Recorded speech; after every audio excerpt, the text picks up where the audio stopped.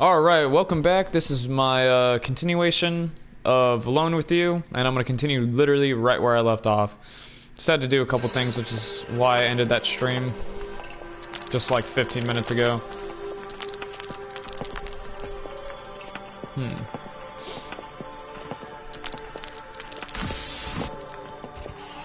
The room contains the guidance equipment, which allowed the crew to manipulate the terraforming nodes orbiting the planet. You'll need to shut this down, I'm afraid. Oop. Are you going to turn off the guidance terminal? Yes. I mean, I guess. I'm listening to an AI. I don't know if, I trust you sometimes. Been very nice, though. Been very kind. Oh. That room contains environmental equipment, which is how the crew kept track of terraforming progress on and beneath the surface. The equipment controls those huge cylinders you may have seen outside the installation. We'll have to shut this down. Reclined in that chair is the limp corpse of terraforming engineer David Affin. His remains appear very withered. From the scan, I can make out that his vascular system was attacked by some kind of foreign body. Could have been poison. You've scanned the remains of terraforming Superintendent Ryan Payton, whatever.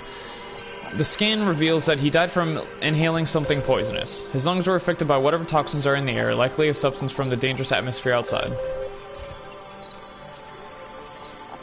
No. It looks like those food remains are from a colorful cake of some kind. I can barely make out some lettering in the icing. It reads, "Happy birthday, David."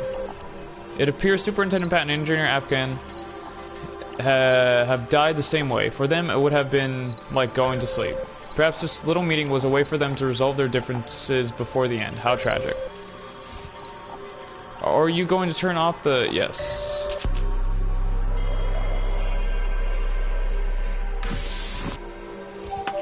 Okay, well that's that. The terraforming engine has been shut down. The orbiting nodes will cease firing and that station will quiet down.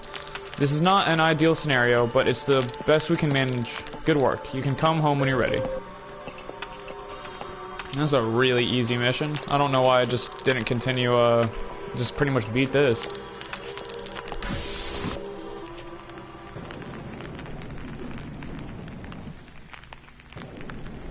Let's get the fuck out of here.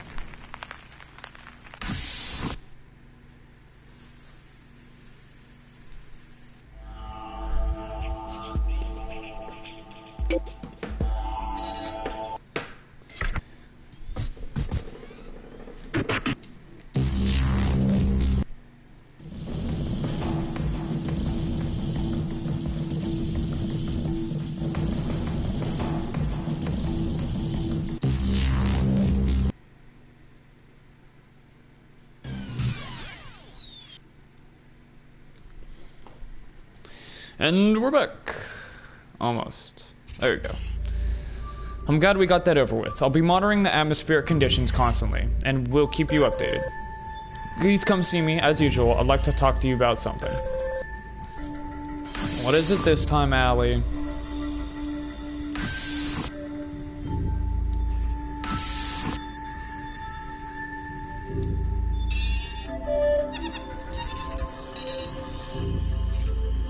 Okay, with that out of the way, we can get back to finding what we need for the escape ship. But today, we shouldn't head out anymore, with the weather being what it is, and I think you need a bit of a break. So I prepared another special simulation for you in the HoloSim chamber. Oh, I do hope you like it. This one took quite a while to put together. I'll call on you tonight when the simulation's good to go. With whom would you like to spend time with in the HoloSim chamber tonight? Winnie, as usual. Okay, I'll talk to Winnie and make sure she's available. I'm sure she's looking forward to it.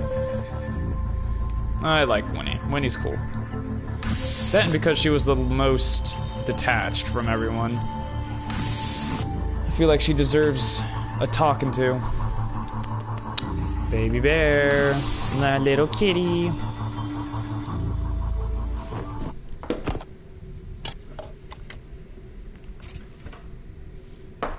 Flubgy, it's time. The simulation for tonight is ready. The storm outside appears to have subsided somewhat, so I hope this HoloSim chamber will be stable. I really think you're going to like this simulation. It's very majestic. The last one was too, actually. Northern Lights are fucking awesome. Something I wish and hope I'm able to see someday. Because, nature is beautiful. That's why, as much as California was alright growing up, it sucked as an adult, but Tennessee, I love the nature. It's fucking awesome. Isn't it amazing up here? Oh, what are we in? This vista is just breathtaking. Those clouds up there are called lenticular clouds. Did you know that? I did, in fact. You're pretty smart then. Most people don't pay attention to the weather when you think of it. You see the way they looked stacked like a bunch of discs in a pile? There are a few reasons for that. Air moves over an area like this mountain and sort of condenses in place, and then more air comes in and does the same. So the air comes in and settles like that, forming the stack of clouds. It's pretty neat. There's one thing lenticular clouds do that other clouds don't, though. I'm curious if you know. So here's a little test. Do they change color, stay in place, or make sounds? What do you think? Stay still. That's right, because of how they're formed. Damn it. They don't move along like other clouds do. Good job. I got an achievement from that. Hell yeah, or trophy, whatever. Anyway, I just got excited. I thought it'd be fun to quiz you. We're in here thinking about work so much, sometimes even our minds wander. So, I know about what you had to do today. The AI had you shut down the terraforming engine, didn't it? What do you think about that? Makes sense. I suppose it does. If the AI thinks it's the only way to prepare for your departure, then that's what had to be done, I guess. Anyway, we covered some pretty heavy ground last week when we met. I've been thinking about it ever since. How do you do it? When things get this bad, it's like the walls are closing in. I just get so paralyzed, you know? I think of you. You do? That's really sweet of you to say. I mean, you have so many things to think about, and you know what? I'm going to stop talking. I'm just going to say thank you. That means a lot. I've been thinking about you too, in fact. I wanted to ask you something. The All Sim programs, as beautiful as they are, they're like an escape. They're meant to make living out here more bearable. We just seem to spend a lot of time on escaping, even coming out here to this planet. I think for some of us, that was like running away. You can start fresh on a colony, everyone begins at the same point, you know? So, I've never asked you, what were you before you came to this colony with everyone else? Manager. That makes sense. Colonies often fail because of human relations problems. A place like this needs people to run things and deal with everyone. Well, being up here, you can forget all that. I suppose that's sort of the point. This crisp air, that beautiful sky. I guess sometimes I wish we could just be like this forever, you know? I wish we were all just okay. And we could watch this sky and quit worrying. I wish William could see this too. I suppose he's at peace now, at least, but I wish this didn't have to happen. Oh, you're dead too. Well, listen, Flubgy, maybe now isn't the best time, but I was thinking.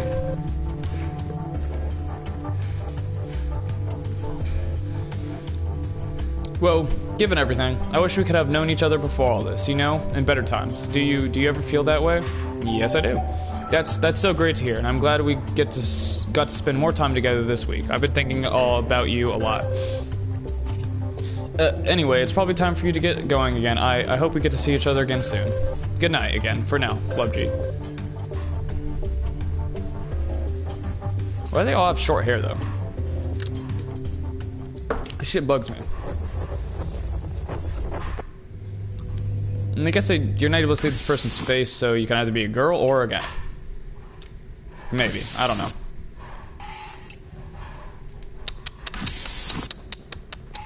Evie, baby bear, what are you doing?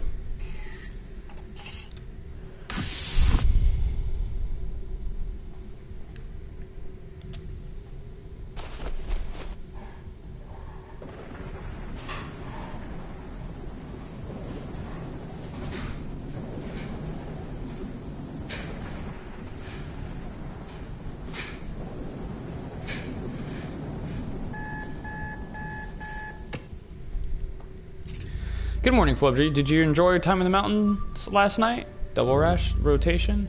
Oh. Absolutely. That is fantastic to hear. It was no small trick to find that simulation and get it up and running.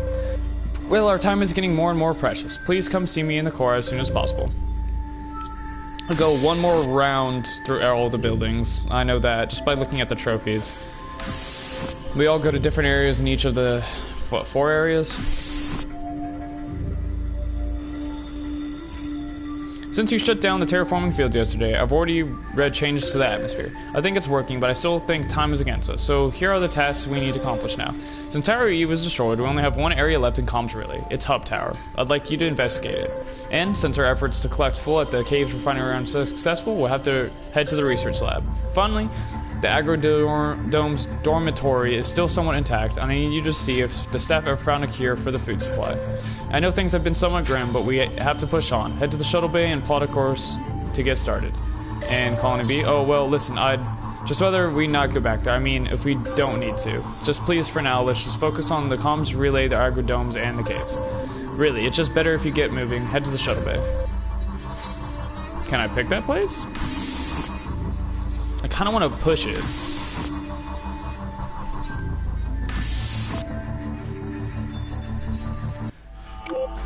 Aww. Fuck it. Always go with Winnie first.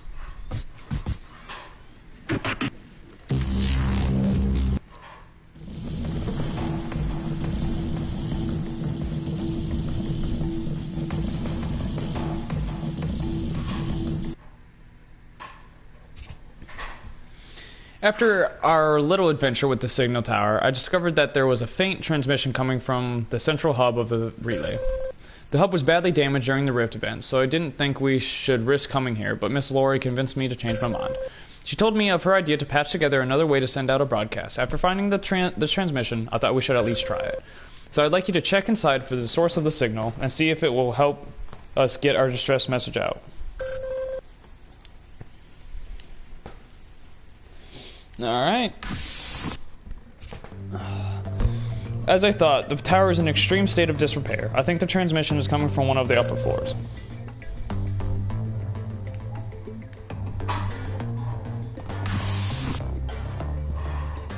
Evie? Those modular columns allowed hot wiring and switching of various equipment and channels as operators dealt with shifting conditions.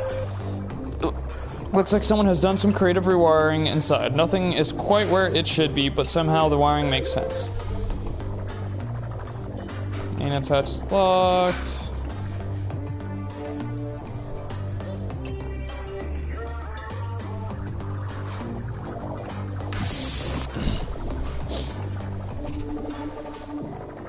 Yes, I'll go up. Ship quarters, break room. Let's go to ship quarters.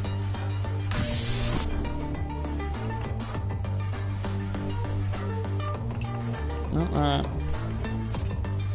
The wall between those two rooms has collapsed, but there's definitely something on the other side. See if we can find a way to unlock the door that leads to the other room.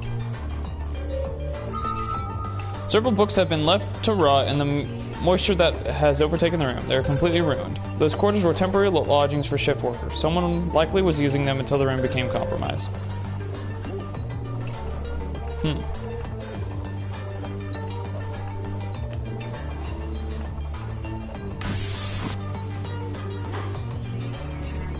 Everybody goes up from here, yep.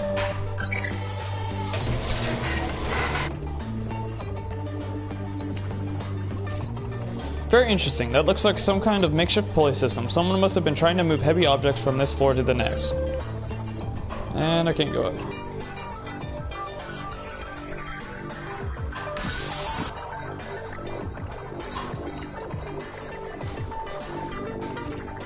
I don't think it's possible to get these stations back online again. The equipment has been completely destroyed by exposure to the elements.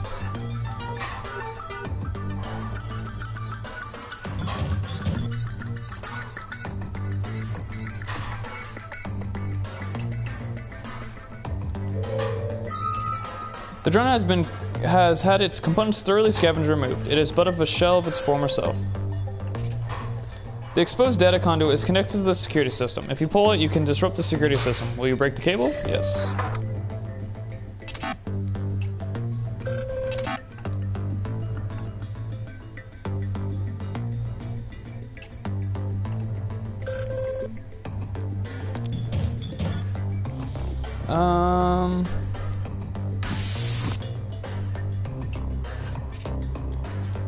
Yes.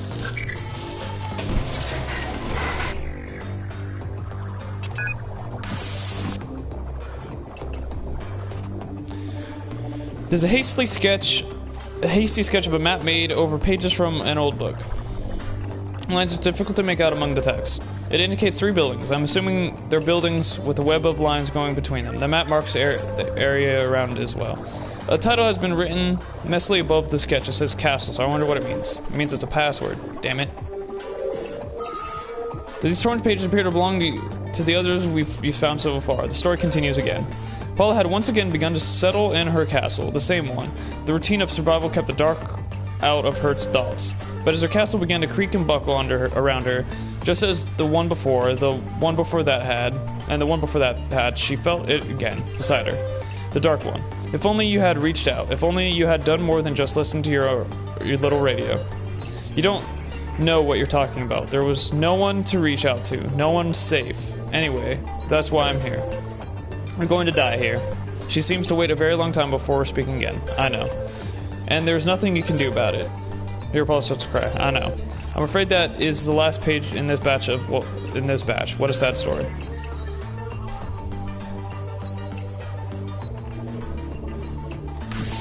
Alright, so...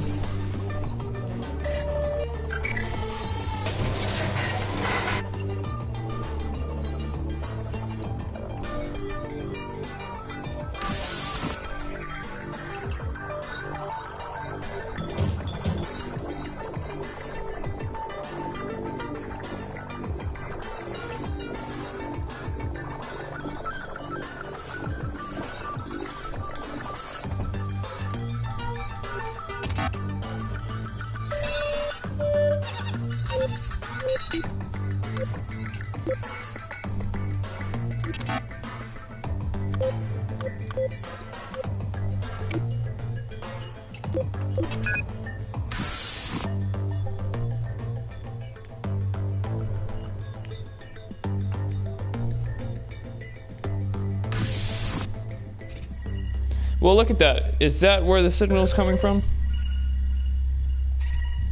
That's it. Those terminals are the source of the signal. They've been mainly networked in a sophisticated array so as to boost their processing power. That's interesting. I can read it from there. It's a distress signal. Like the one we were trying to send. Somebody beat us to the punch. Only, well, this signal is different. How very clever. What is it? We are trying to send a signal to nearby shipping traffic. This array is much more complex and goes one better. It's actually a self-repeating and preserving signal. It isn't just a broadcast, but a kind of virus, one that attaches itself to wherever it lands.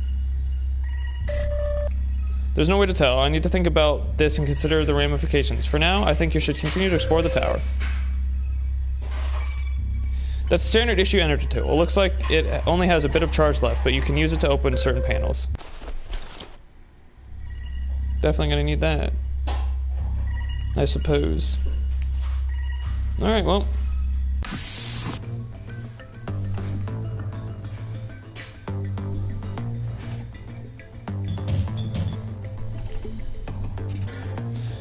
There's another segment of that pulley system. It must have been very difficult to haul things up 2 floors with this. Another Pascal, perhaps there is something that can help you figure it out.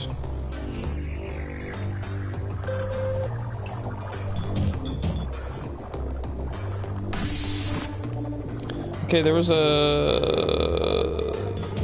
What was the door?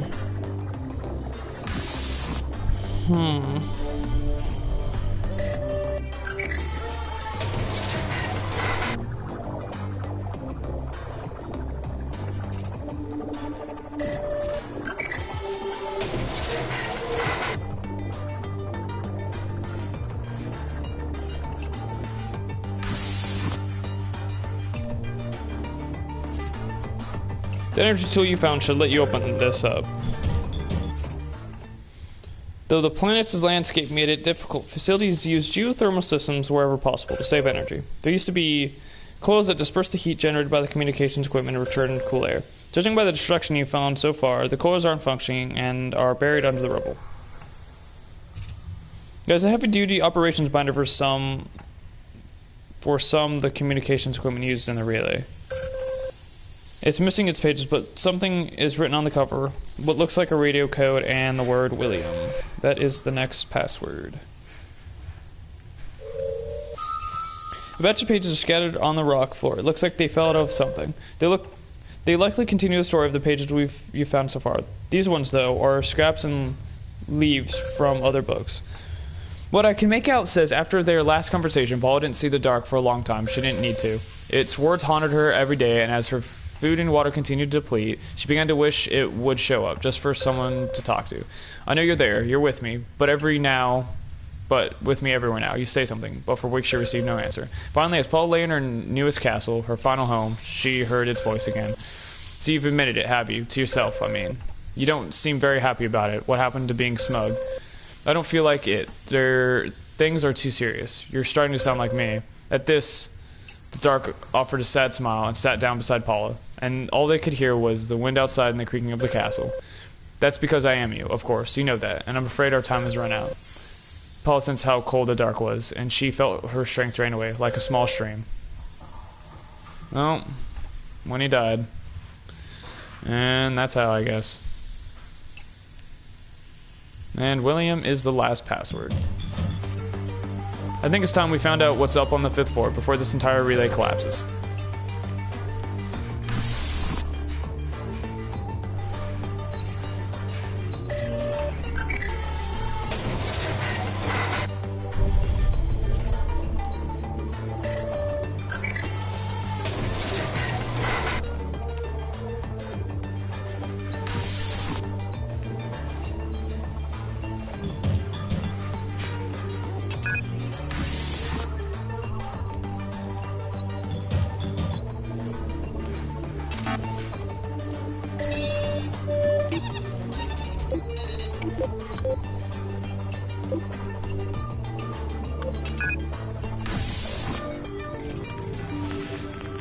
Oh my, that room must be quite a sight.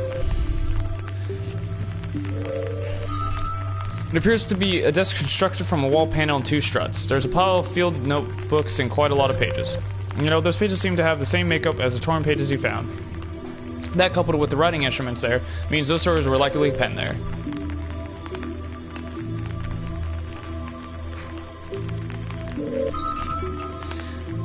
That shelf was... What? That's no colony equipment. That radio has been configured from a variety of parts. It's been made to pick up all kinds of digital and analog signals. There's nothing but static coming from its speaker now. How long has it been running like this, I wonder? There isn't anything left in that medical supply kit, except for a few pills and a small portion of water.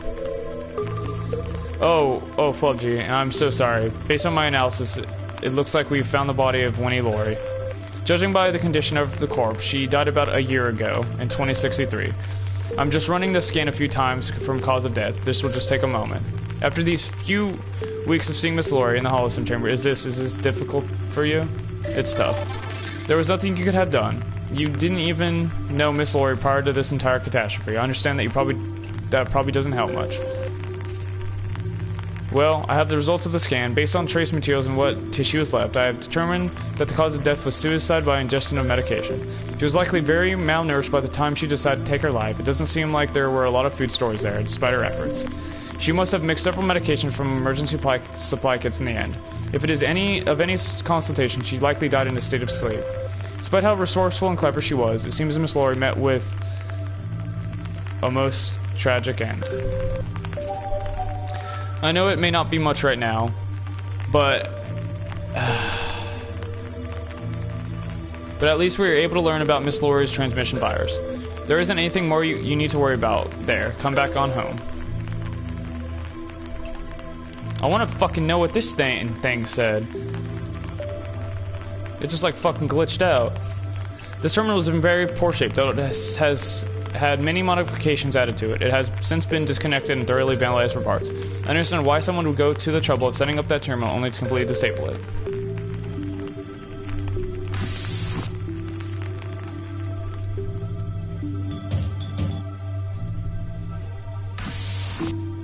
Oh, this sucks. She only died a year ago, too. Like, where the fuck was my guy? Did I just stay out at that outlook? Like, what the fuck? This is what I want to know, is where the fuck my guy was.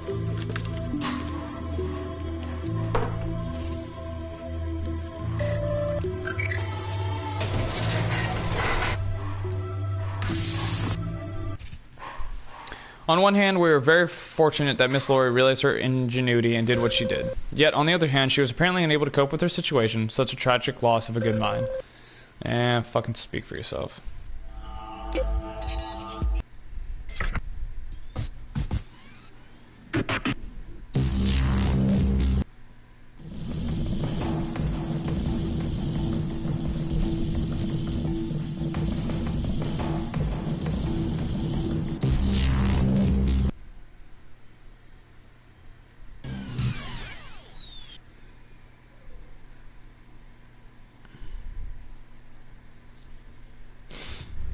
Alright, I don't know what to say. Just come see me when you're ready, I suppose.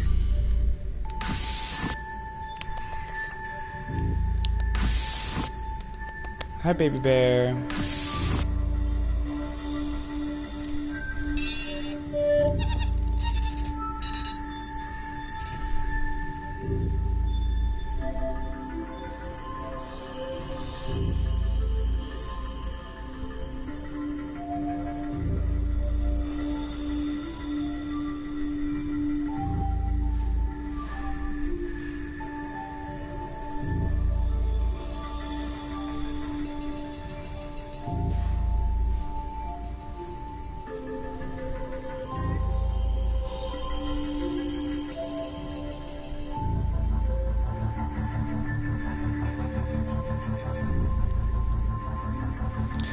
I've synced your data from today. I'll refrain from passing on the news about what you found for now. I think it would be best if you deliver the news yourself in the Holosome Chamber tonight.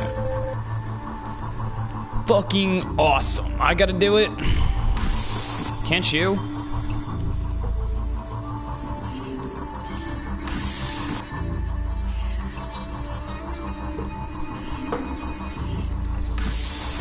Oh, time to sleep this one off. Doop. This time, Flubgy. Good luck in there, Flubgy. I think it would be best to be tactful about this.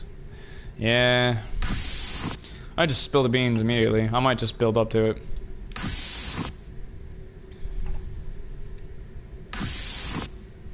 Maybe I can show her the pages.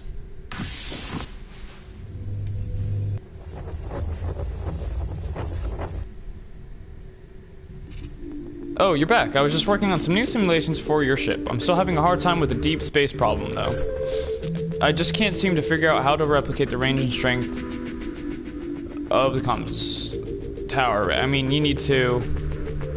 Wait. Oh, no, you found out what happened to me, didn't you? Okay. I guess just be honest with me. Oh, that's awful. I killed myself? How could I do that? How could I do such a thing? From what you described, it sounds like I was in a bad state. I guess I finally gave up. And yet, it seemed like for a time there, I was so determined to survive, but I guess eventually, that ran out. But hold on, wait a moment. The terminal array you said you found, that's perfect. That makes a lot of sense. Of course, that's what we can use to fix the ship. That's how we'll let you get your signal out after you take off. I can use the scan you made of the terminal array to come up with something similar for the escape ship. It's automatic, it's self-replicating, it's perfect. I knew there was another way. It's not about sending the strongest signal, it's about using other ships and relays to do the work for you. I don't know if I would have figured that out in here, I guess. I guess the other me, she was in a different position, she was desperate, hopeless. Even before, when Tower E was functioning, she must not have been able to stay there. Too dangerous, perhaps. Not livable enough in that place. So she tried to replicate the signal array from the other tower, and knowing that she didn't have the same equipment, she created her idea of a virus. I'll get to work on this right away, and we'll make sure the AI understands what we're planning to do. I'm confident you'll get exactly what you need for your ship. But it's so tragic to have to come across the idea this way. It must have been hard for you out there. To be honest, well, this is still pretty difficult to deal with myself. Can we talk about something else for a while? You. Okay, I suppose. Some closure would be good, in a way. I just want you to know what you found. I mean, what the other one he did, I wouldn't. I couldn't do that. Not now. You've been such an amazing friend. Those past weeks, listening to me go on and on. Maybe the other version of me, she just needed someone like you. I'm glad. I'm sure of it. I don't know how she could have. Lost hope, I guess. I don't think she would have. I mean, if she had known you. Anything. Oh, Flubjay, I was hoping you'd... Well, okay, let's just talk. Okay, well, I guess since I like stories so much, I'll tell you one, but you have to pick the topic. Do you want to hear about, let's see, when I was a kid, when I was a teenager, or before I joined Hudson Cartier? Kid. Okay, well, it probably wouldn't surprise you, but I was pretty shy as a kid. And I had this playset, you know, a big plastic one. Can you guess what it was? A castle. Yes, that's right. How did you know? It was a big plastic castle with lots of rooms and passages. Anyway, I would play with it all the time and act little dramas with these figures, silly stories. One day my mom came in, saw me playing with it like usual, and she noticed something funny. She said, "Why do you only have one person in each of the rooms?" And I guess I said, because they had a fight and don't know what to do. My mom sort of smiled, but she realized I was having difficulty, with people. She taught me to try to get over that sort of thing. But after what happened here, I don't know, maybe I wasn't so far off the mark, Can we talk about something else? Show pages. Oh, it looks like you found some more of those pages. What do these ones say? Oh my, this story makes this all the more sad, regardless of what happened to the other Winnie. She just seemed to suffer so much. It's almost like she knew what was coming, but kept on struggling anyway. What other option was there, really? But this must have been her only way to understand what she was going through. In the end, think of it. There was nobody else around. What do you think of it? It's sad. Yes, it is. But this whole situation was very trying for everyone. I guess we all dealt with it in our own way. Well, this has all been a lot to take in, but at least now I know what I need to do, so that I can complete work on the ship. In the meantime, well, I hope you'll find time to visit again, before you have to go. That's great to hear. I know you'll be busy for the next little while, but I hope you can make it back. Well, until then.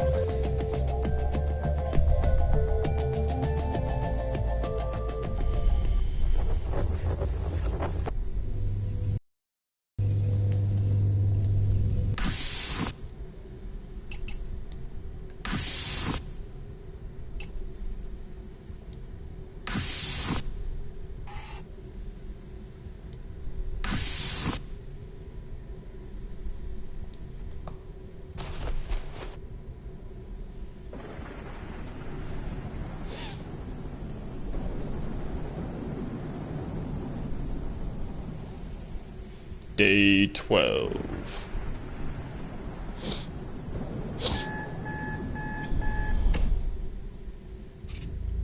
Well, how did it go? I didn't get much indication when syncing data with the Hall 7 chamber this morning. It was tough. I can't imagine explaining the situation could have been easy for either of you. We need to get you out there again while we still can. Please come see me in the core as soon as possible.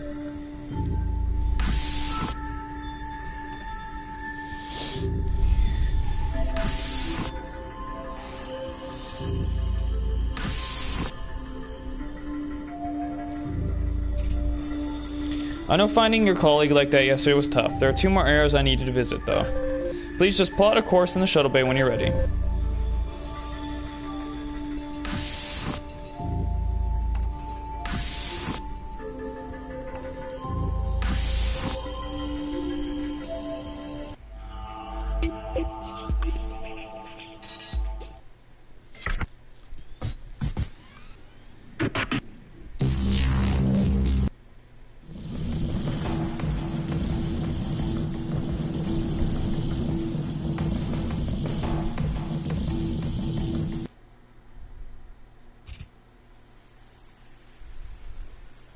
Time is running out, and you need to be prepared for your trip in the escape ship. As it stands, we still don't have the means to guarantee a food supply. This might be our last hope. Find out if the team completed their research to combat the toxins. Fuck it, I'll eat toxic food. The researchers sometimes lived in this dormitory during their shifts, since they needed to tend to plant production so closely. Privacy was important, so living quarters were all equipped with passcode locks. They were usually numeric, if that helps.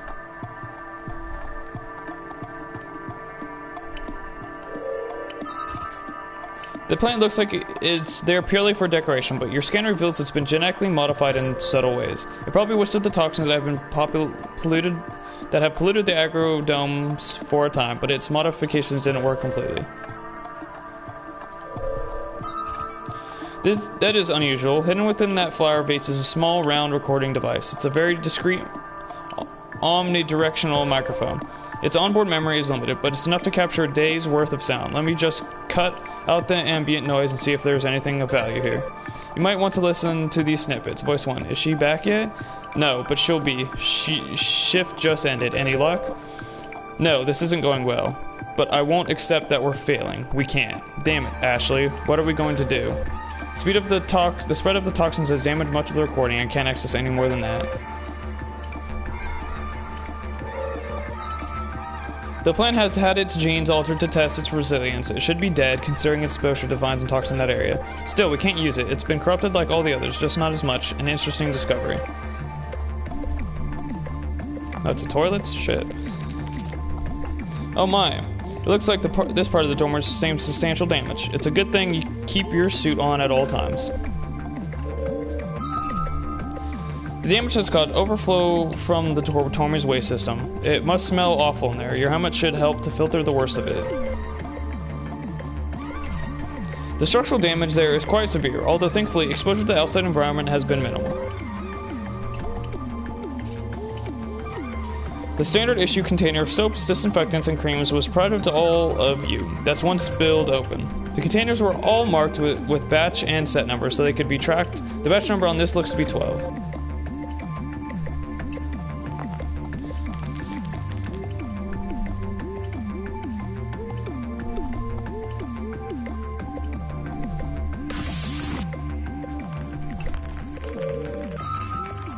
Though the stock is unusable to us for food production synthesis, it appears to have been modified in an attempt to fight the invading toxins. The modifications wasn't quite successful though. The plant eventually succumbed to the toxin like all the others. In a hospital landscape likely appeared almost beautiful once, due to its alien nature, but now I imagine it is lonely and terrifying. Even in this stressful time, you manage to see the positive in the world around you. I am deeply impressed.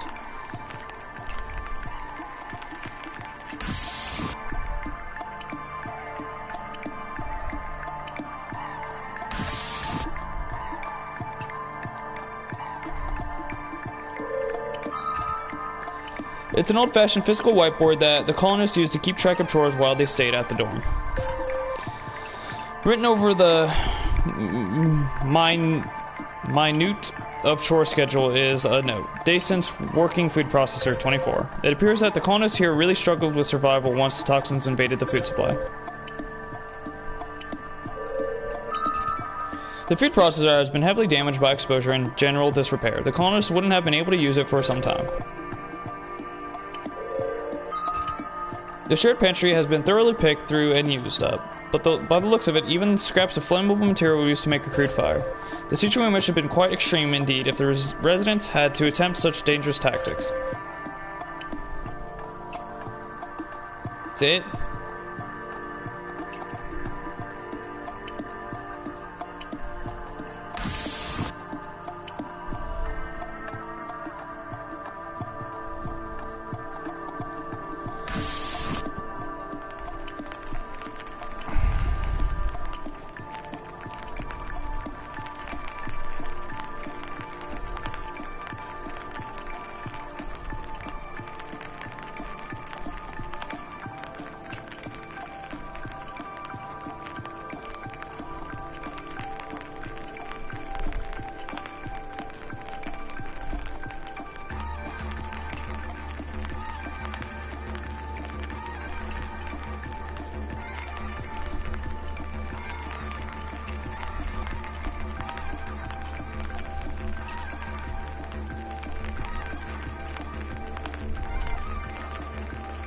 Nothing?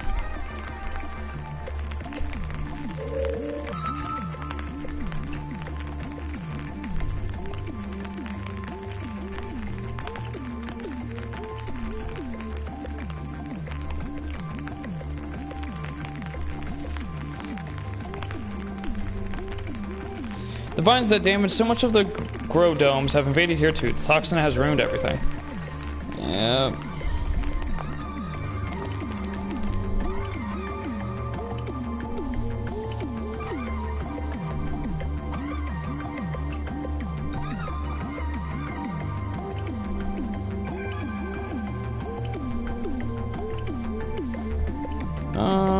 Hey, maybe a password. The damaged data pad belonged to Matsuka Bradley. Judging by the credentials stored within, it contains an entry that I can still access. Things are dire here. We know that Ashley was the one who convinced Ms. Bourgeois to change direction in our attempt to deal with the toxin. But I think she was wrong. Many of us do. We made some breakthroughs, yes, but Ashley's techniques mean our research is stopping and we aren't seeing results.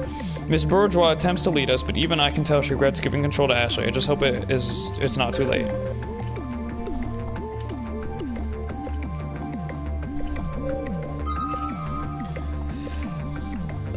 This room has been totally ruined by the invading toxin and subsequent vine growths.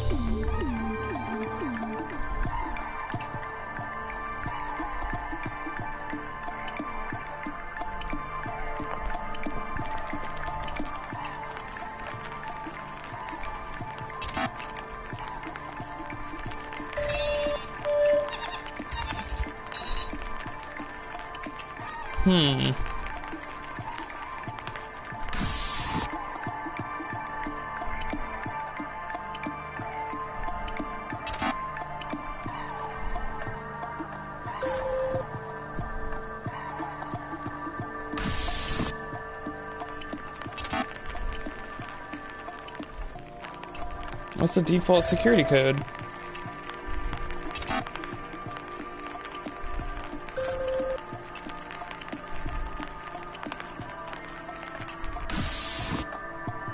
Alright, I'm really confused here.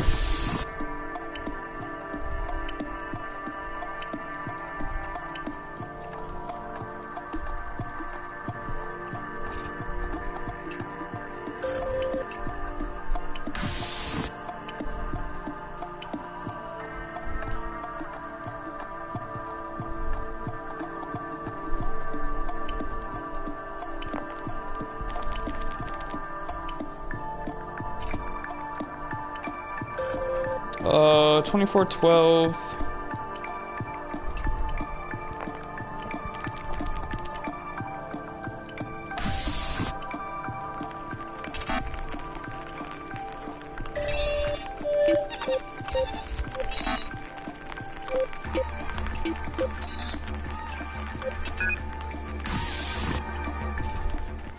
Miss Yeager's quarters is almost completely overtaken by vines, but those flowers, these ones seem a little different.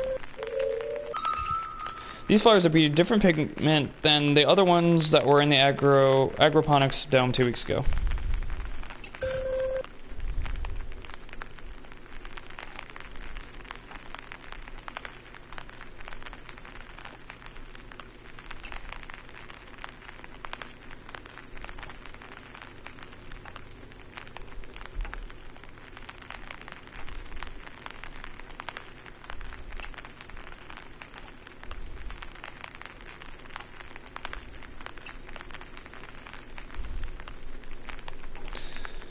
Have they been affected, or were there more experience going on here?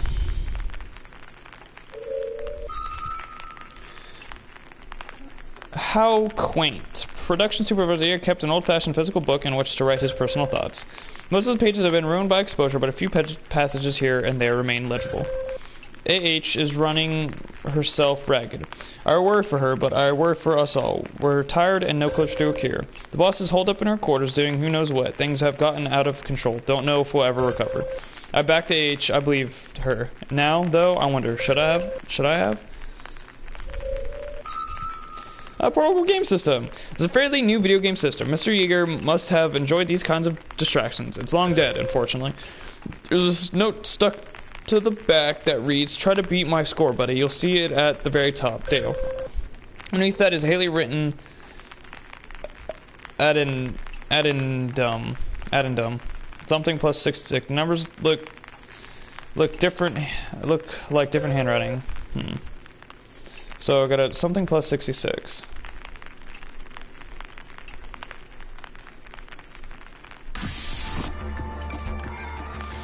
Well, you seem to have figured out the default security code. Why don't we see if that works on any other doors that use it?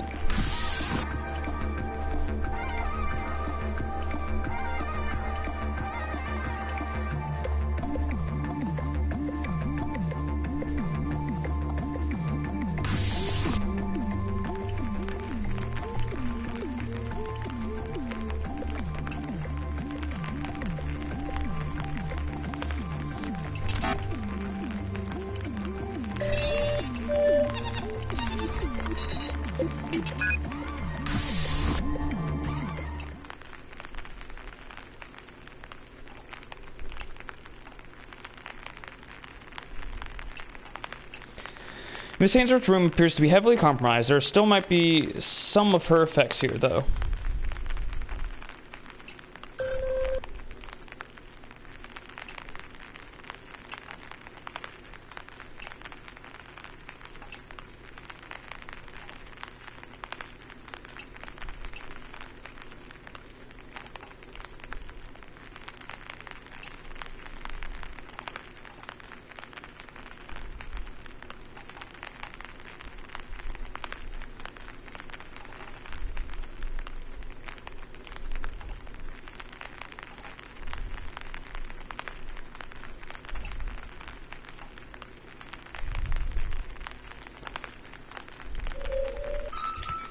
This is another set of private notes by Miss Ainsworth. They read...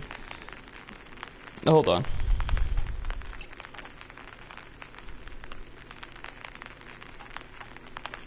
They read... Thought I cracked it. Twice. Time constraints making checks difficult. Team is slowing me down. Bourgeois looks like she regrets our agreement. But she's wrong. She's always been wrong. Stupid woman. She's locked herself in her quarters for weeks. Rarely comes out. What is she doing in there? She really has passed the torch. We'll be better off for it. Dangerous out. But I can't be here with those muling geneticists any longer. Returning to Research Dome to finally make this work. Well, they'll see.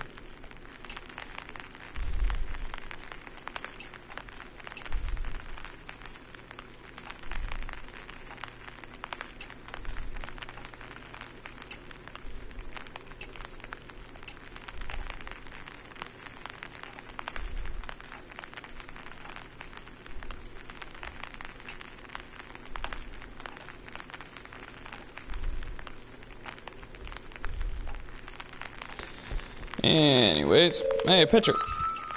That appears to be a physical reproduction of a photo of Chief Research Ainsworth's parents. It was taken back on Earth. Her mother and father look somewhat sullen, if I may say so. A written note says, keep trying.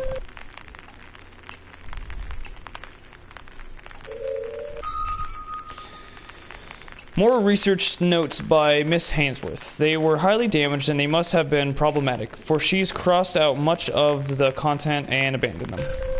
The only parts I can decipher for you read, this team needs me. We have never been closer to solving this problem. We've also never been so effective. Bourgeois' bleeding heart management was such a waste all these years. We could have achieved so much more than we did. Even loser Zurakowski has put in great work when he hasn't been pinning over Bradley. Just this week he isolated 33 potential strains. Bourgeois couldn't believe it. 33 is double what he was doing under her. I think that is a note.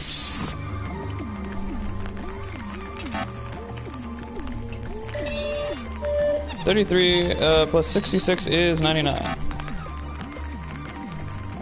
So... Or it's 24 plus 12... 36... 90...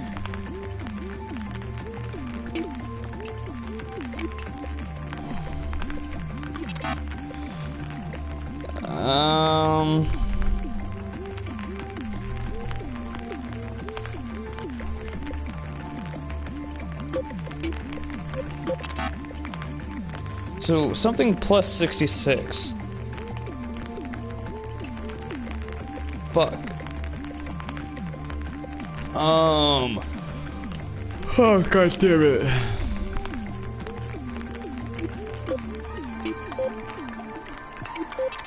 No. God damn it.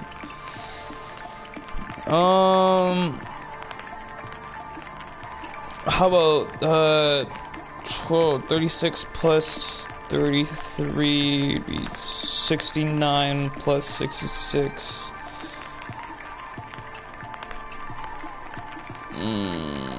20.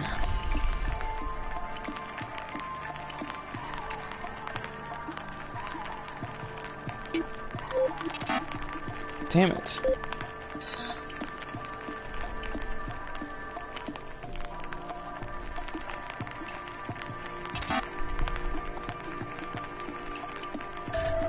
Fuck.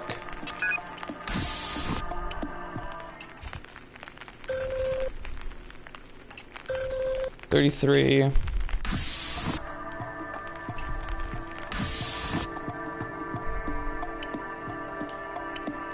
Oh, is it?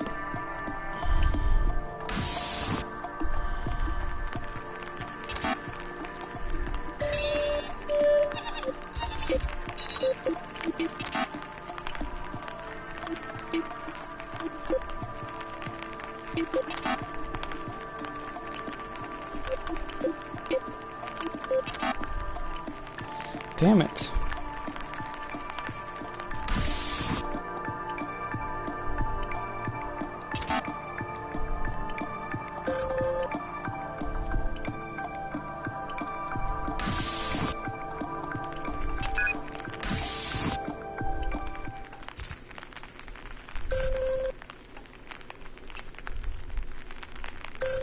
Something plus 66.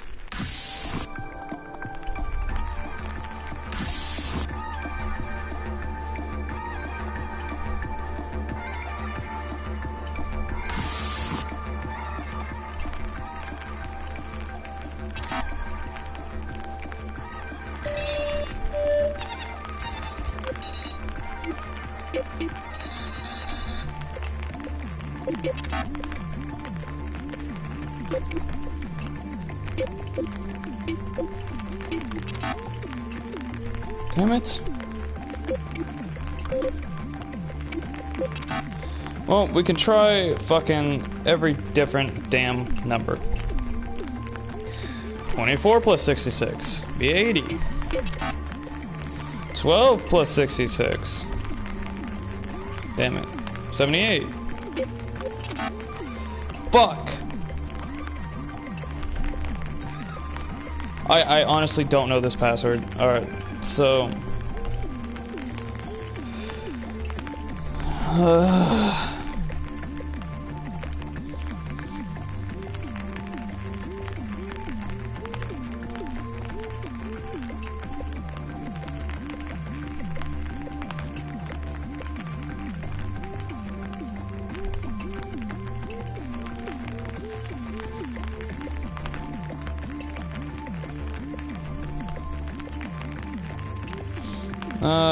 give me a sec. I guess I'm just gonna look this up.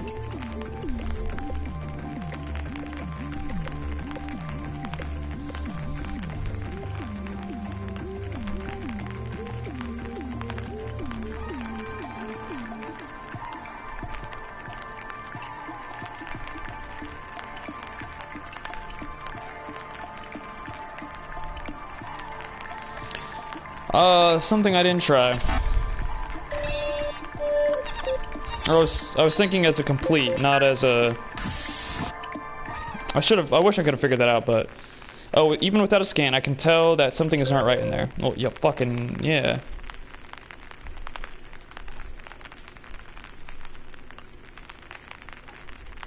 Anything else I can scan? Anything? Well, just this. It appears, Flubjy, that you have discovered the corpses of Genesis, Dale Zurkowski, and Matsuko Bradley. I'm sorry for this new grisly discovery. The two appear to have been entwined in some fashion at the time of their death. Their remains are still holding hands, it would seem. Each one of them seems to have carved something into the floor beneath them. Besides Mr. Zod's number 46, Miss Bradley is number 92. Based on your scan, it would surmise that a pair starved to death in that room. 4692.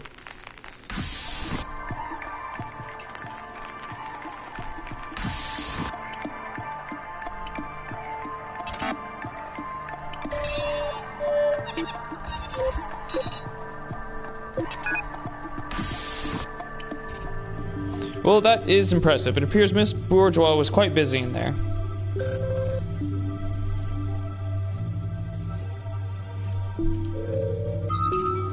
There are dozens of plant specimens on that shelf. Little sheets of paper have been stuck to each, and what look like test results have been recorded. In lieu of access to a full lab, it seems Miss Bourgeois resorted to simpler techniques to help keep her research going.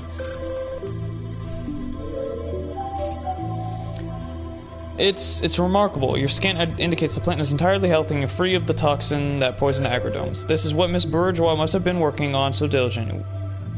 With this plant, we can finally produce a clean, stable food supply for you. It is truly beautiful, especially considering the limited conditions in which Bourgeois researched and grew this magnificent specimen. These are musty notes that Miss Bourgeois kept while conducting her experiments here in this room. They span almost 2 years and have faded badly. Here's what little I can still decipher for you. Work continues as Ashley leads the team. Progress is slow, I feel betrayed, but worse, I feel ashamed. That was my team, and I let Ashley persuade me. I know now more than ever she was wrong, but it's too late. Florent is gone, and our low too. The next passage reads 6 months of work, only glimmers of progress. Ashley has not returned from the research dome. Dale and Matsuka continue with their research. And another. Everyone is gone now. It's just me. Don't know how long since I have eaten, but I'm on the right track. My methods are slower, but they're better. That is so clear to me now. I should have trusted myself. The team is gone because of me. Maybe everyone is. I put everything into this new specimen. The answer seemed to be so obvious now. The flowers that grew after the toxins took over. We assumed they were part of the vines, part of the disease. But they weren't. They were their own little parasite, their own reaction. Nature finding that balance again, but nature wasn't quick enough to save us. This specimen will take days more to mature before I know. I may not make it until then, but at least I know I tried. It appears that Miss Bourgeois had a change of heart and finally fought back and believed in herself.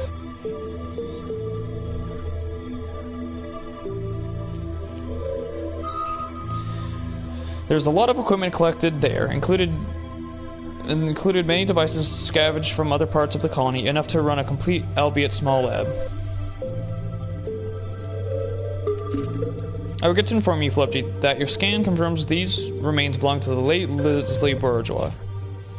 The state of remains indicates she was alive long after the rest of the colonists died, likely by at least a year or so, in 2063. What a terribly lonely time that must have been. Obviously, she had been busy in there up until her death. She clearly was working on something she felt was very important. With this somewhat grim discovery, you've secured a plant source that will grant you a much better chance of survival. I can begin to process this for use on the escape ship. Good work. When you're ready, come back home.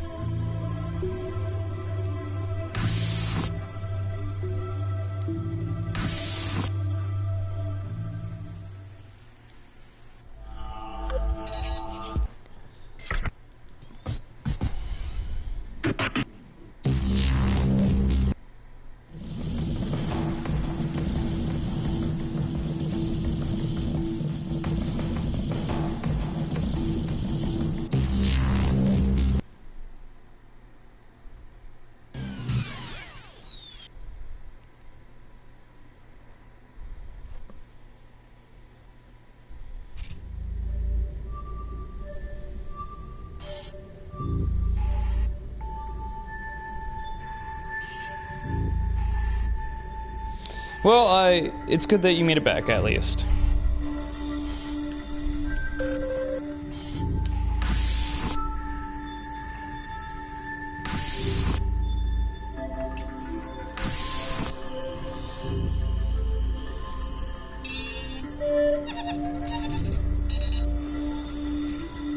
It looks like you've got another unfortunate discovery to report tonight. I'll sync the rest of your data scan for now. Scan data for now, whatever.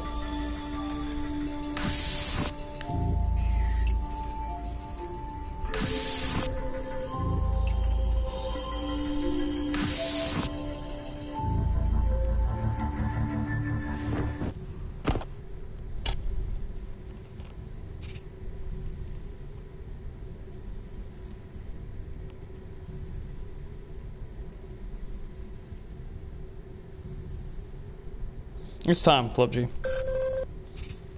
I hope you can make the most of tonight.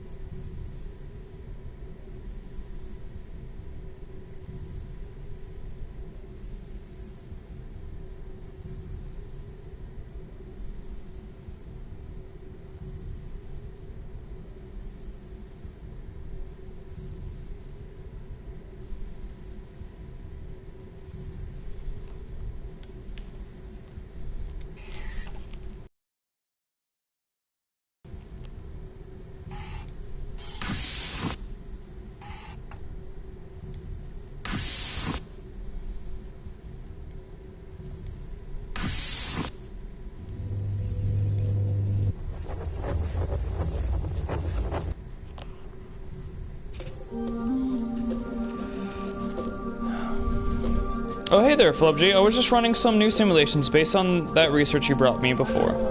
I've made some splendid progress and I'm close to narrowing down a new formula for your escape ship. But you look like you want to talk about something else. What's in your mind? What is it? You don't have to be coy. Oh, I think I get it. That look on your face. You found out what happened to me, didn't you? I must admit, I'm rather unsettled by all this. I don't know what I expected, but to finally hear it, it's just very surreal, if you understand me. You said you found me in my quarters in the Habitat Center. Or whatever. And with some of the others, we must have known things were going to end if we retreated there.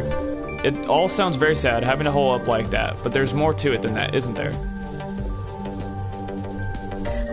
I did. It looks like I finally figured out how to combat the invasive vine species that threatens so much of our work. When the vines began invading the domes, we weren't sure if we were dealing with a local species or mutation. Before we knew it, they were everywhere, and our crops started to die and we couldn't seem to reverse the effects of the new vines. It was maddening. All of the conflict between our crew, all the doubt, it was all because of this one problem we couldn't solve. What troubles me most is thinking about what everyone else went through, what they thought of me. I guess I can't change that, but at least now I know I wasn't looking for nothing. What else can you tell me about what you found? Your plant. I did it. That little plant. It survived, didn't it? It wasn't affected by the native vines that ruined so much of what we had done. It's a miracle that the other me managed to figure it out. So many variables, tests, moving targets, and it all came down to one single plant. We were so fortunate that the AI sent you back there. Who knows how long that plant would have survived if you had waited any longer. But nature it's remarkable. Even all the way out here, with all that's gone on, we were able to find something that worked. It gives me hope for the future. Even when life is so fragile, there's always a way. What else can you tell me about what you found? Show notes. These notes, if what I'm saying here is true, I finally did it. I finally turned it around. That means your ship will be okay. In our initial tests, those flowers were so problematic. They were almost poisonous to us, and we assumed they were part of the issue. But those notes make so much sense. Now that the other me has spelled it out, I can help you configure the ship systems to keep you safe.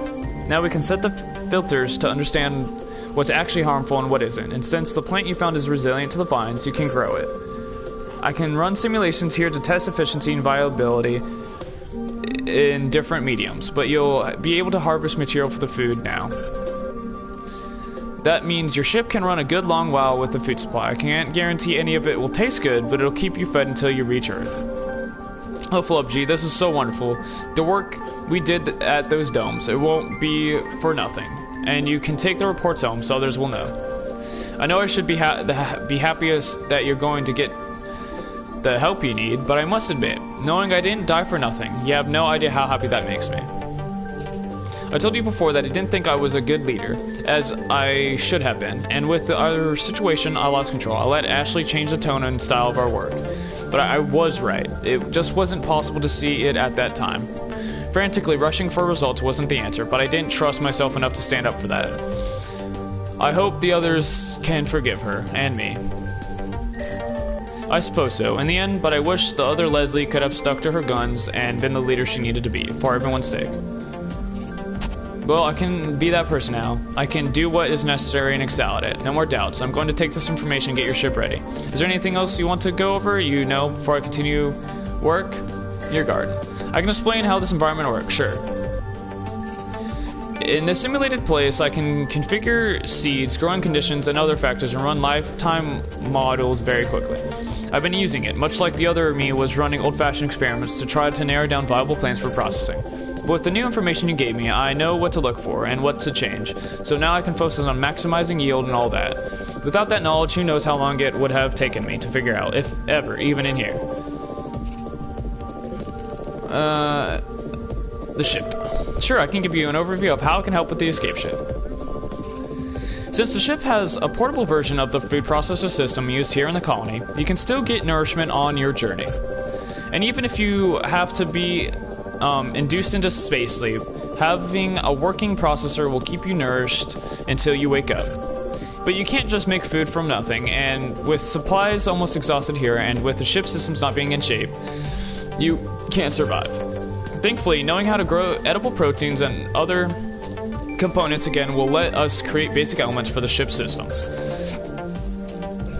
I can't guarantee that you won't be hungry a lot, but you should be able to process enough to keep you alive for a long time. Matsuka Dio. Oh no, you say you found them together? Oh my. I guess Dio finally had the courage to approach Matsuka. I'm sure with the crumbling situation they had a lot of time to spend together. Some people might be cynical about it, but I just can't. Maybe Matsuka finally realized that Dale's love was real, and it was a comfort she was willing to accept. It's quite possible the other me didn't even notice it was going on, especially not if she was focused on her last-ditch research. But at the end of all that, at the end of everything really, isn't finding some kind of love a great thing? I think so. Of course it is. The other me, she had to die alone. There's no comfort. That's no comfort, believe me. I don't think anyone truly wants that. And with that, I think it's time I apply this research and get back to work. Hopefully I will soon have what the AI needs to reconfigure the ship. You've done so much for me today. Just by coming here and telling me the truth, I want to thank you for that. We'll meet again, I hope. When this is all over, you have to leave. But until then, goodbye, Flubji. What up? Hell yeah. Getting through this story. That's a lot of reading to do, though.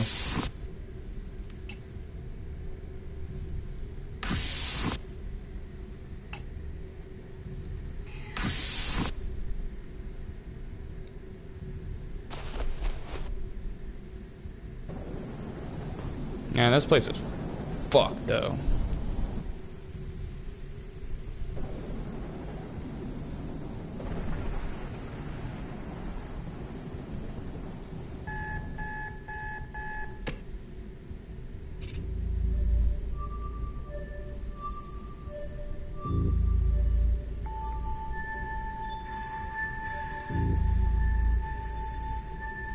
You've really had to deal with a lot recently. I'm afraid we must continue our work, however, so please come see me.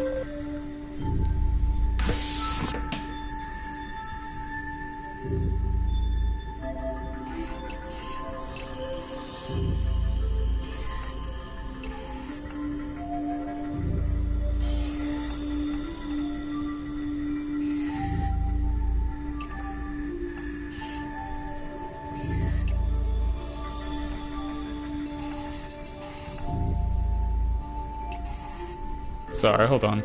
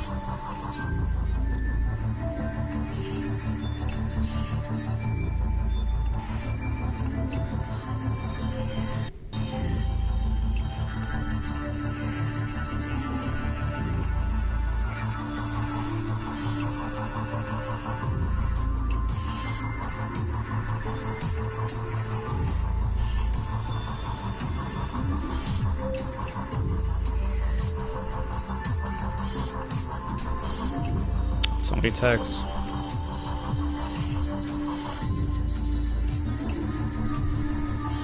Oh man, alright, sorry. Didn't think that would take that long.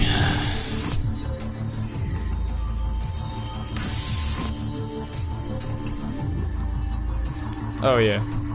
Oh yeah. Whoops. I am confusing my own damn self.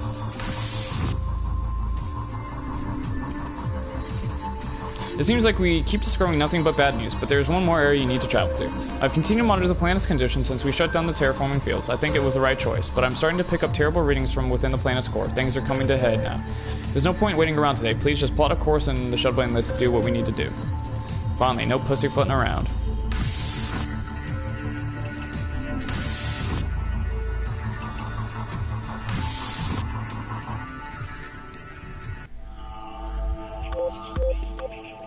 To the caves!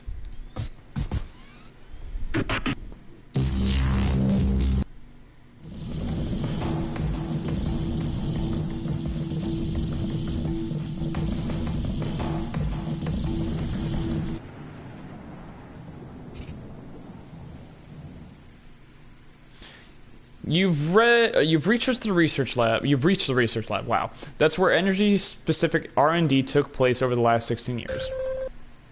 Since the lab was first built, we have made significant gains finding new uses, processes, and efficiencies for the crystals harvested here. Mr. Luamba's notes suggest that if we're to find any usable fuel for the escape ship, it would be here. Somehow, though, I suspect it won't be as straightforward as that. It seems like it never is with that man. Yeah, fucking seriously. Oh, hey.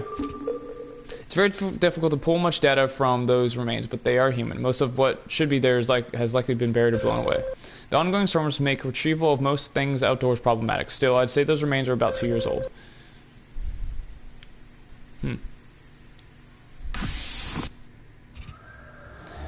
Oh, the various labs are contained within 4 color code nodes.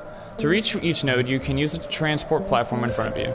The big dome in front of you is the main research core. It's a special chamber that is sealed, lined, and monitored to prevent disasters. Let's look around to see if we can figure out how to get it open. Oh, wow. I'm very fucking... the mainly platform can go right to the blue labs or left to the red labs. Which will you go? Let's go blue labs. That's a fucking weird place. When you're done looking around there, you can return to the transport platform and travel to another node.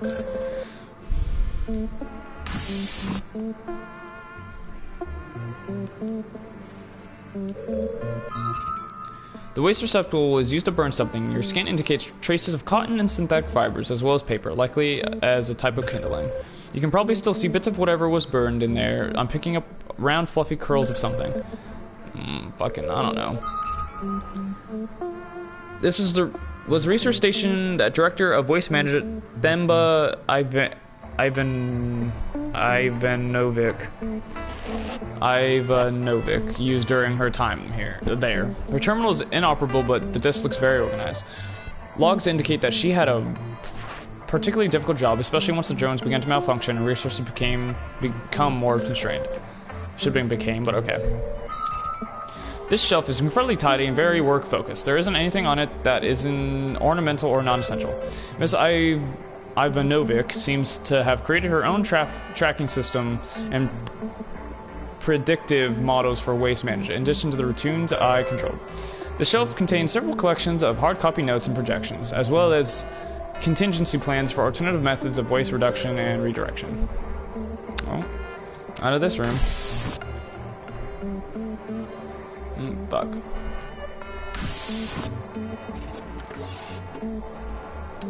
You've reached the common lab. It was used by all researchers for various general tests. It looks like it's in quite a state. You like to say that about a lot of things. Guess what's most important though is up here. It's just another body. I'm afraid you found another corpse. This one belongs to R&D engineer Abra Dombrowski. I would surmise she was trapped in that room for some time. It's difficult to ascertain, but she likely either starved to death or was asphyxiated by a steadily decreasing supply of oxygen. Either way would have been horrible. There's a single note still legible near the body. It reads, "Goodbye, Themba." That's sad. A large portion of that common area was ruined by a cape, and previously it probably blocked the door until another seismic shift settled the debris. So much research and work has been ruined by all this destruction. Yeah.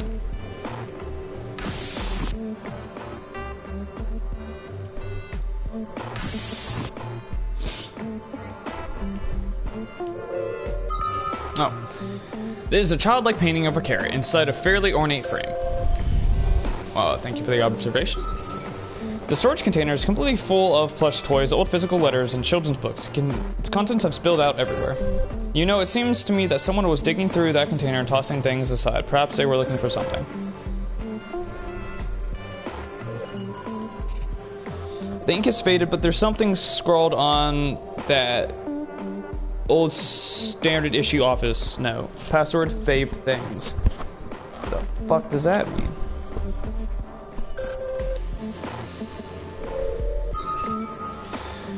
Miss Dombrowski's shelf is in stark contrast of Miss Ivanovic's. It is overflowing with stuffed animals, figurines, souvenirs, and handmade crafts. Apparently, Miss was quite well, how would you put it? Collector, how very diplomatic of you. It is a wonder Miss even managed to bring this many personal effects with her when she traveled from Earth.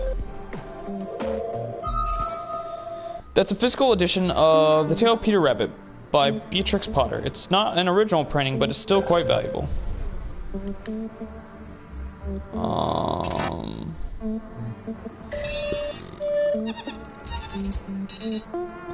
Damn. Favorite things. Peter Rabbit, shelf of many things.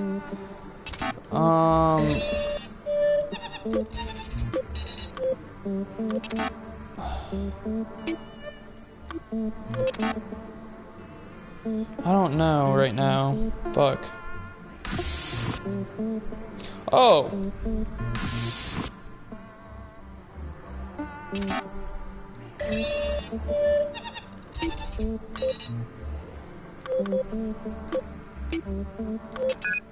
Hell yeah. I was like, wait a second. Good work. I have to access Miss Dombrowski's private terminal now. I have access to. I don't have to access. Okay. Research she was doing for Mr. Luamba on energy transportation. It seems one of the major issues the team was having was with storing energy in smaller containers without increasing volatility.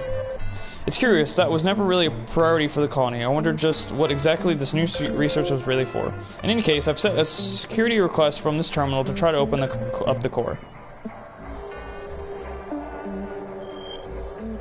Okay. We've got the research data regarding storing this improved. That will help make the escape ship safer. Let's see what else we can find so we can gain access to the core.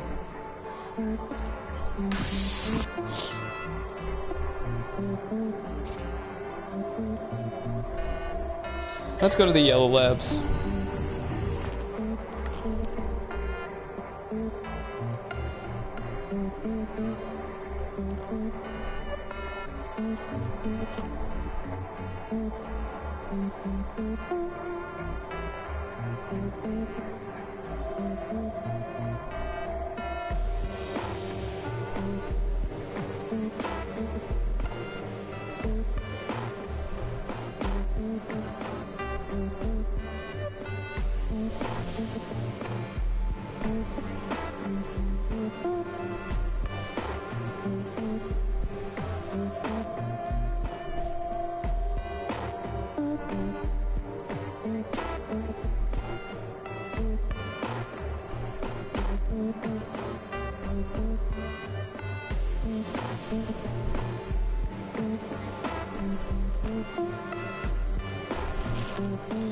Alright, let's see what's here.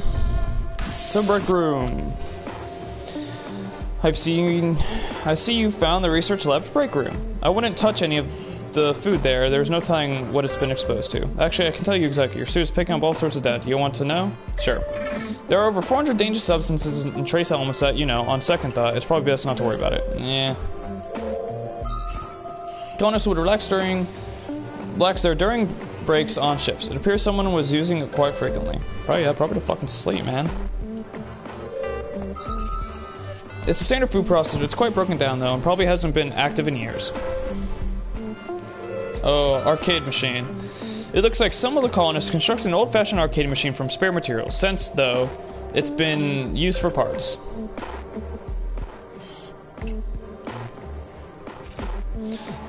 Those look like old cards given to various coworkers in the years prior to the collapse. One says, "Happy birthday, Abra," and features some kind of furry animal.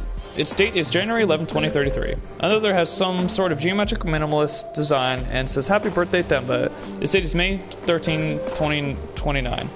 Third looks like a little generic, as if less effort was put into it. Happy B-Day, Beth. The date is on it is August 2nd, 2034. I never did understand humans' obsession with printed reading material. That rack has many hot printed magazines and periodicals. Some crafty colonists snuck news data through the Earth transmissions and then used a printing device to create physical copies. I imagine for some it was heartening to read stories from Earth, but the transmission would have been 23 Earth years old. Even with hyperspace travel reducing transmission delivery time by 75%, that is a large gap, and that information wouldn't be at all useful. What do you think about this? I get it. Perhaps this is one of those human behaviors that is difficult to parse without more considerable experience.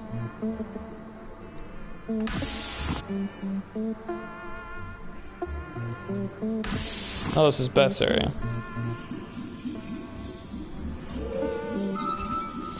Miss Jacobson's research spilled onto the table as well. It's covered with notes and, oh, what's this?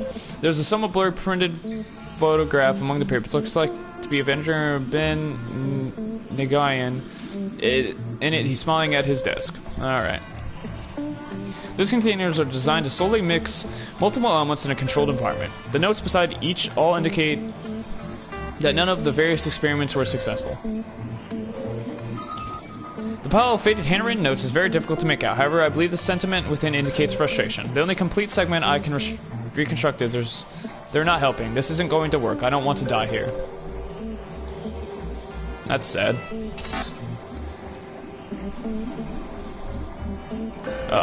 There's a disc somewhere.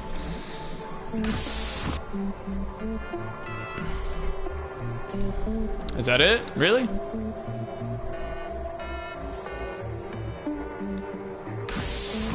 So I need a boot disc.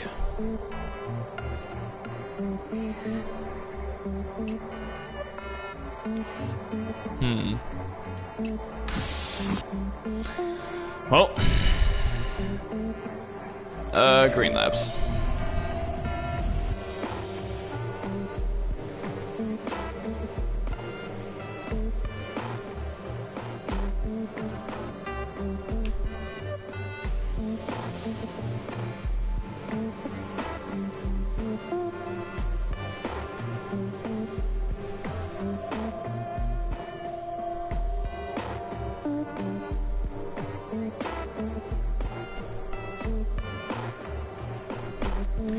Alright, let's see what this place has to offer.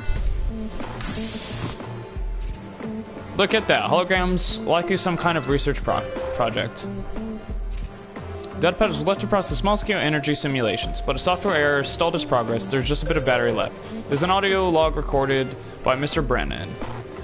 They'll transcribe it for you. Prioritization of the new energy source Lumumba and I are working on is proving difficult. However, thanks to the hologram simulations here, I've come to a conclusion. 1, because of time constraints, energy efficiency is the most important factor. We need to keep power as long as possible.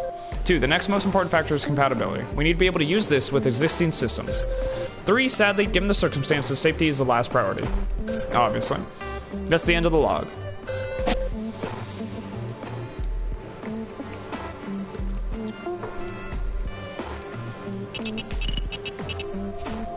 There's an error message reads, please complete simulation sequence to continue. It looks like we'll need to complete whatever the simulation sequence is. Maybe you can try the hologram machines in that room.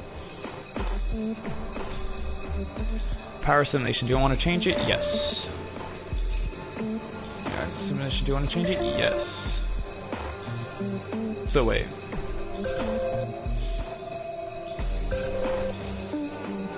Energy efficiency, compatibility, and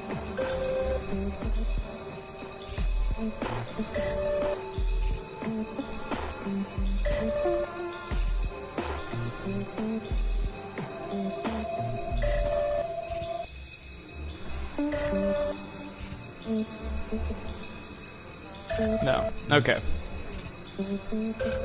So energy efficiency and compatibility. So energy efficiency.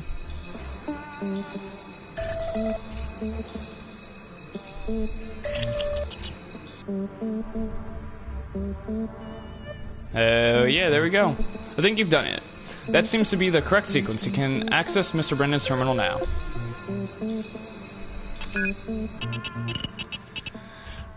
Okay, we're in. It looks like Mr. Brennan's work was really showing progress. He seemed to have found ways to speed up Mr. Luomba's efforts.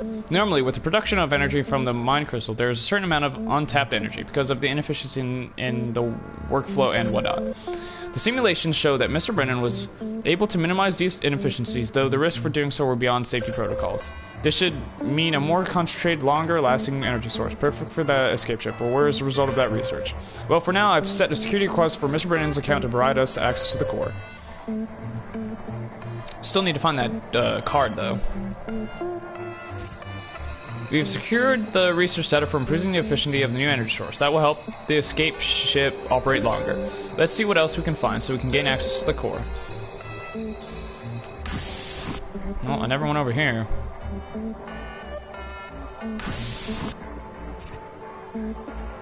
That's the on-site sleeping quarters for the researchers.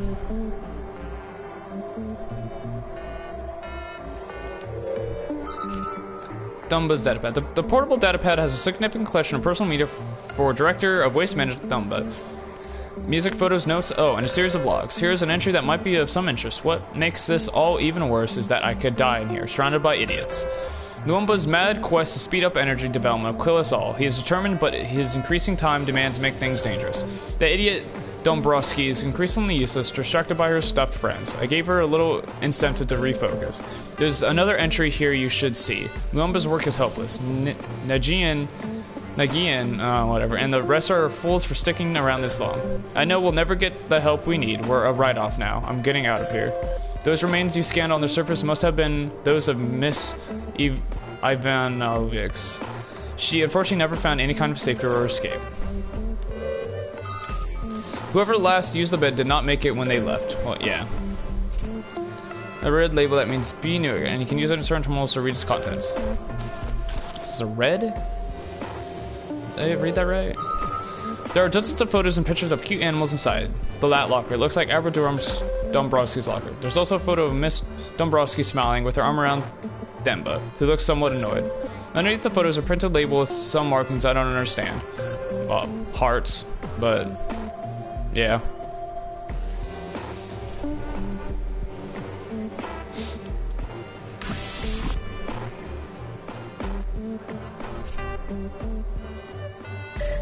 Let's go to the Red Labs.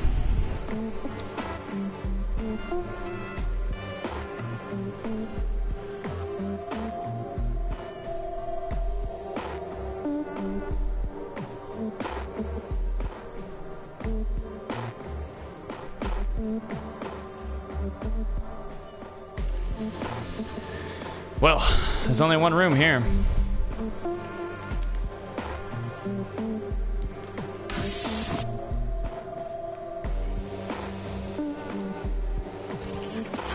I'm reading the card you found in the lounge now. It's got a text log on it that I can extract for you. She said goodbye today. I wasn't sure what she meant. I know everyone blamed her for what happened, but it wasn't her fault. I was the one who pushed her to do more work, to do more than she was capable of. I thought she could handle it, but I was wrong. Even now, they curse her name as if she was responsible for the whole colony failing, but her mistake was mine too. I can't access any more information. Never mind. I gotta... Who is this? Nigans. Backup drives. Mr. Nagan apparently kept several external backup drives. They're all connected to an emergency power unit, which is now inoperable, which core system down, and without my help to run routines, this lab probably had to rely on whatever was available. There he is, run the label marker.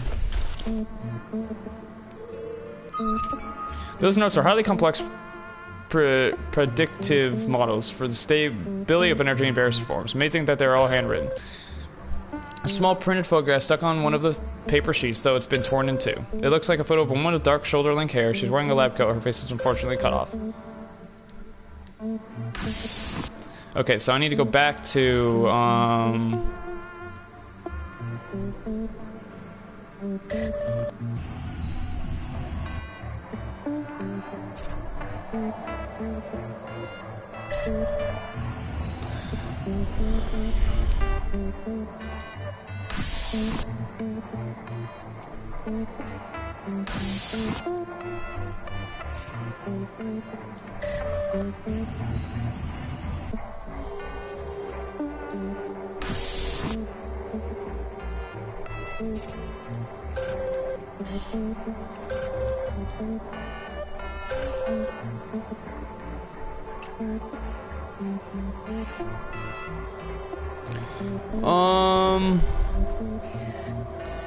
It's 2034. Shit, I'm gonna make a note of this.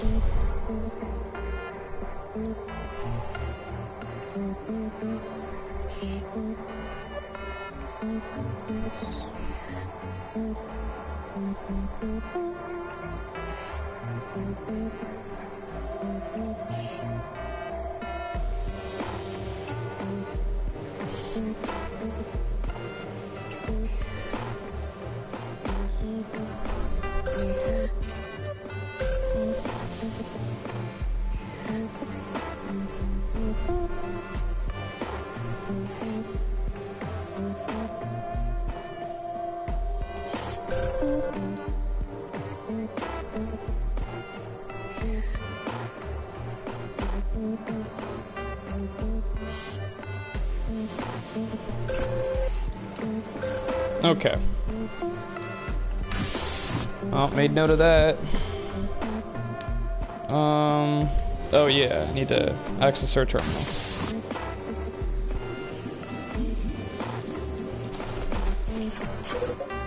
Great, we've accessed Miss Jacobson's research data. I'm afraid the news isn't good. She didn't make much progress, it seems. In fact, what I'm seeing here is a series of failed experiments and reports. But we can use this as reference so we don't make the same mistakes. It's too bad about that. Miss Jacobson didn't feel she was contributing to the research. In her way, we could owe our own survival to her. Oh, there's a note here, just popped up. And I'm so sorry for everything. I let you down. I let everyone down. I love you.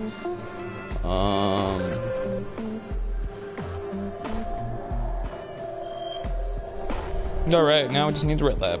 We found research data on all this will help us avoid mistakes and increase the stability of the escape ship. Let's see what else we can find so we can gain access to the core. No, I'm almost done anyways.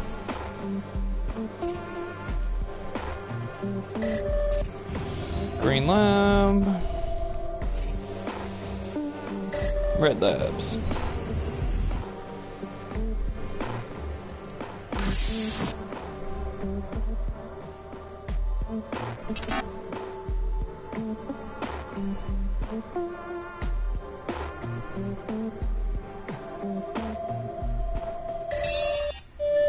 I don't know which one it was. I didn't really pay attention to that. Wait, so it goes a month, a year, okay.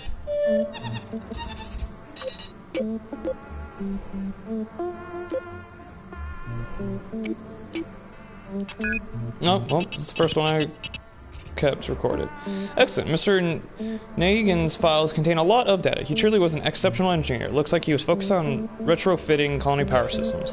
To deal with Mr. Lumba's increasing demands, Mr. Nagan had to construct some ingenious workarounds so the new energy source could be used. He really was at the forefront of what he was doing. It's too bad this tragedy had to be the impetus for all this innovation.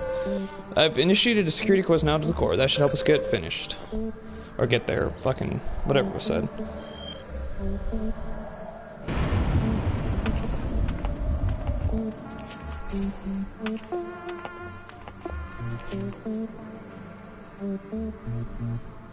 We've got the research data on how to tune the ship to best use a new energy source. That should help us retrofit the escape ship.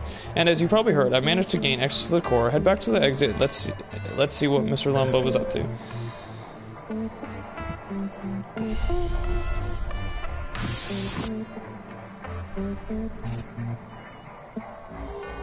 Let's go to the exit.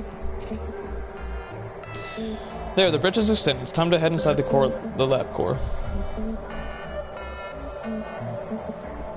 Oh, it's a research core, sorry. long way to walk. This place is a real mess, but it looks like there's an energy source there. And are those more bodies? Body of Bien Nagin. Yeah, found the body of R&D engineer Bien Nagin. He appears to have collapsed there. The physician says he was clutching his chest. Because of the strange particles in the air in this room, his body is fairly well preserved. I doubt that's a comfort. In his hand is the other half of that torn photo you found in his lap. The woman's face is visible in this half. It appears to be Beth Jacobson. Aw. You'll need to get what we came here for. Oh, that's weird. I didn't know. Body of Jean Luamba. I got to inform you, Flubji, that you have scanned the body of resource manager Jean Luamba. The position of the body suggests that he was thrown back by some kind of force. His spinal column is damaged, and a blow to the head is like what killed him. Your scan also picked up the contents of a data recorder in Mr. Luamba's pocket. It's a log. I'll transcribe it.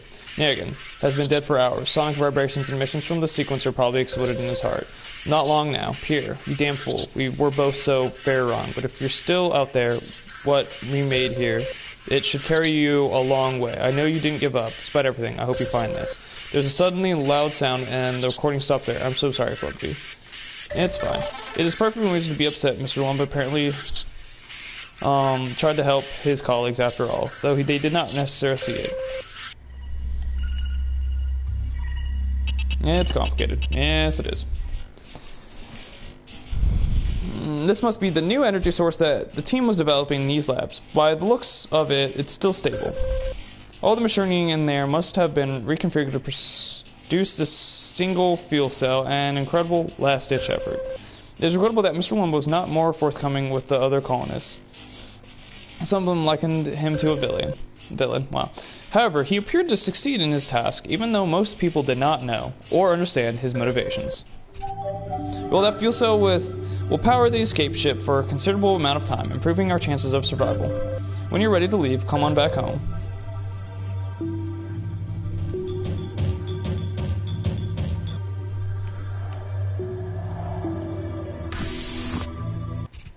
At least some good finally came of these energy production facilities, even though it took all this for it to happen. It did.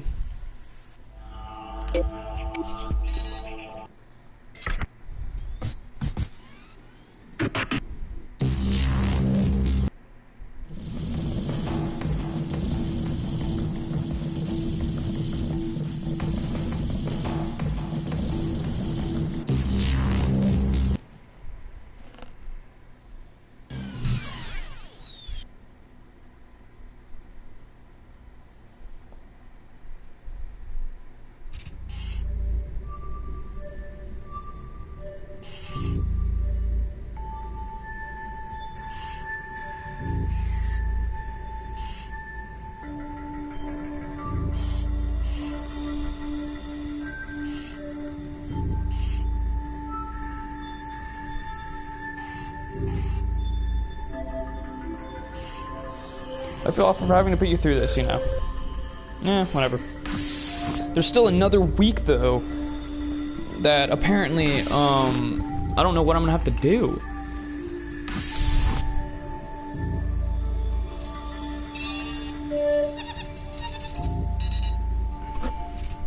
With today's revelations and the increasing instability of the planet, I know things are very stressful. I hope you can break the news tactfully tonight. Well, typically I just kind of like fucking break down and tell them. I don't even do it tactfully. We don't even have a conversation. It's just they tell me something and I'm just like, well, here you go. Eat this shit up. Enjoy.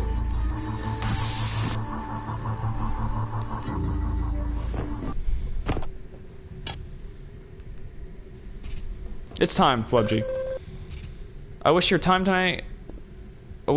tonight was under happier circumstances. I'll see you in the morning. Thanks, Allie.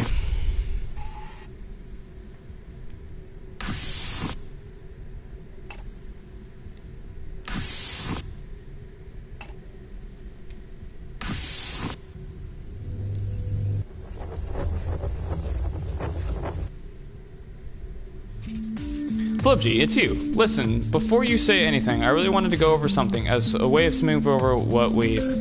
Wait, what is it? You look like something serious has happened. Come on, be honest with me. What is it? Did you find... Oh, no. I think I understand. Did you discover what happened to the other me? Whatever it is, I'm ready to hear it. I thought it wouldn't matter if this happened, but, well, I don't feel so great about it now. You know, inside. It feels like I feel almost sick. I don't know what I was thinking it would happen, but somehow, knowing that the other me is gone, that adds some real finality to all this. But okay, let's think about this positively here. At least we know, but please tell me, what was I doing out there in the lab? You did it. You mean solving the fuel problem? That's so good to hear, but I just can't help and think about all the others. We all had to do what was required, but the fact that they won't see the results of their work is terrible, truly terrible. No matter what anyone thought of me, I know that I respected and admired all of them. I only hope they understand that in those final moments. Well, now we can focus on what's important, taking this discovery and applying it to the work I'm doing here. If the other Jean and his team manage to create a newer, better energy source in those final days, you'll be all set. I just need to work with the AI to figure out how to modify the escape ship to accept the new source and regulate it. He must have known. He must have known that it wasn't possible to get everyone off, but if anyone could, it would be worth it. I'm confident now I can finish what I was brought here to do. Get you home safely, and that makes me so very happy. Energy source. Of course, you want to know how it will help you get back home. Let me explain. Since the current fuel system in the escape ship isn't functioning, you won't get very far, especially without energy. This new, better energy source is less volatile, and we can control it more finely, to give an extra boost to the engines you see. That will help counter the increasing gravity. It will also let your ship sip energy longer. That's weird. So the ship can travel farther without depleting. This is truly great news, but it came at such a high price. I am, however, so very happy that I can use this to help you now, Flubji. The more time you've spent together these past weeks, the more I knew I wanted to do right by you. Well, that's nice. Is there anything else? Past regrets. We did talk about that, didn't we? Since then, I've really been reconsidering a few things. Like what, fool? My work here in this chamber has taught me something. That life is literally what you make of it. Attitude is everything. I always clung to regrets, to things I should have done, or should have said, and maybe that's why I did what I did in the caves. But in the end, it wasn't really regret that drove that other me, was it? It couldn't have been. You can't find drive like that in the past. No, it must have been hope, just like I'm helping you now, with everything that's going on around us. Hope is driving me. Hope that you'll get off here and home safely, and, I suppose, hope that our work here will live on and be remembered. So really, I don't think I see things the way I used to. Too much has happened these past few weeks. Is there anything else you want to talk about? Beth and Bean. Oh, no, did you find out what happened to them? I knew that Bian and Beth had a thing, but they were always discreet about it. Some of the others weren't happy about it, I know. Binna was my number one. Without him, I couldn't do anything. Obviously, he followed me until the end. The real Jean, he probably didn't even realize the rift that opened up between them as a result of his single-mindedness. I destroyed so many lives. I was trying to do good, to help everyone, but I was so blind to everything around me. You've helped me see this fault in me, and now that I know, I won't make the same mistake again. Thank you, Flubji. Because of you, I have renewed focus and real perspective, and I'm going to use it to help you. And what else? Well, I suppose I'll just get to work on improving your escape ship. Time is running out, and we're so close. I'll be seeing you soon, Flubji. I just know it. And thanks again. Yeah, what's up, bro? See ya.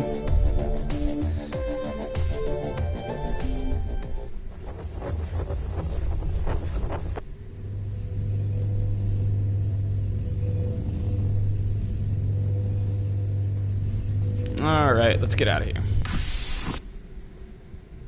Oh, got stuck on that drone. Getting stuck on everything right now.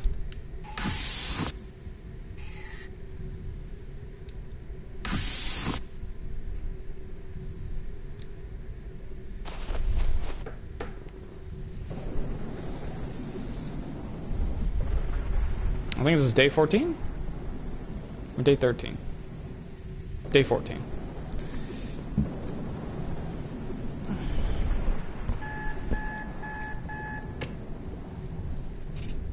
Well, Flubji, I guess we have no choice in what we need to do today. Come on and see me right away. Yeah, I gotta go to Colony B. Kinda figured.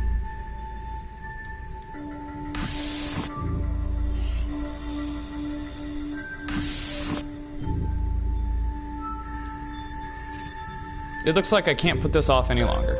We've done everything else we can, and finding that plant in the agrodomes is a huge one for us. But the escape ship lacks a functioning food processor. I was hoping we wouldn't have to do this, but Colony B is the last place we have to look for one, and without it, you'll starve on the way back home.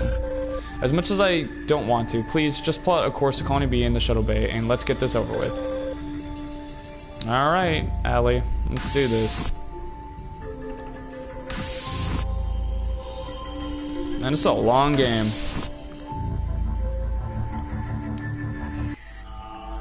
Alright. Colony B.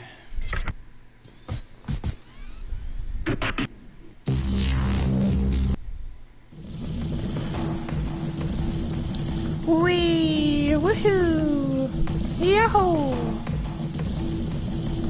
Only fun part sometimes in this game is that shuttle. Nah, this game's good. Based on what little information I was able to receive, the Colony B living spaces became very volatile in their final months. I really don't want to go in there, but we need to see if we can get our hands on that food processing unit. Everything we discovered at the agrodomes will be in vain if we can't get a working unit installed in this escape ship. So I guess head inside and I'll guide you from there. Yeah, this should be fun. You should be in Hall A south of the Colony B crew quarters. The food processing unit should be in the mess hall. The door should be to your right. Please, Flubji, let's check the mess hall first. If we don't have to go any further, I'd rather not. Well, I probably will anyways. It's a ration unit for emergency supplies. It's completely empty. These posters were made from hand-drawn slogans and images on the backs of readouts and technical blueprints. Their slogans vary, but ask essentially the same question. Where's Pierre Tong? Apparently, Director was not popular after the Rift event. His fucking face. There's an alert on this display that says, please enter room codes in correct sequence. Oh god. I gotta fucking write this down.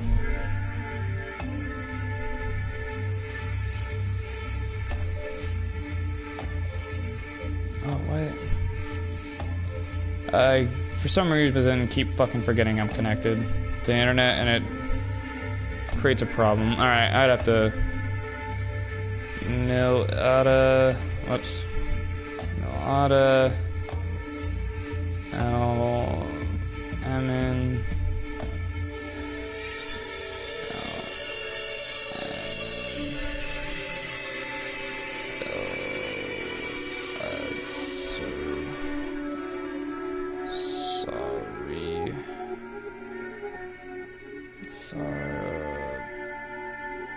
Bidget. Bouchard. Minion. Ramsey. Kaylee. Pajari. Alright. You'll have to figure out which quarters belong to which colonists, I suppose, and enter the room codes in that order.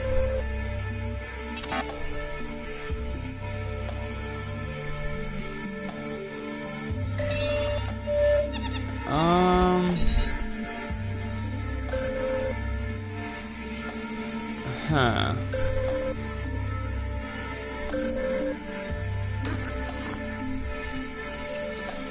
There's someone over there that might have info we can use. So we can make this quick. Let's check it out.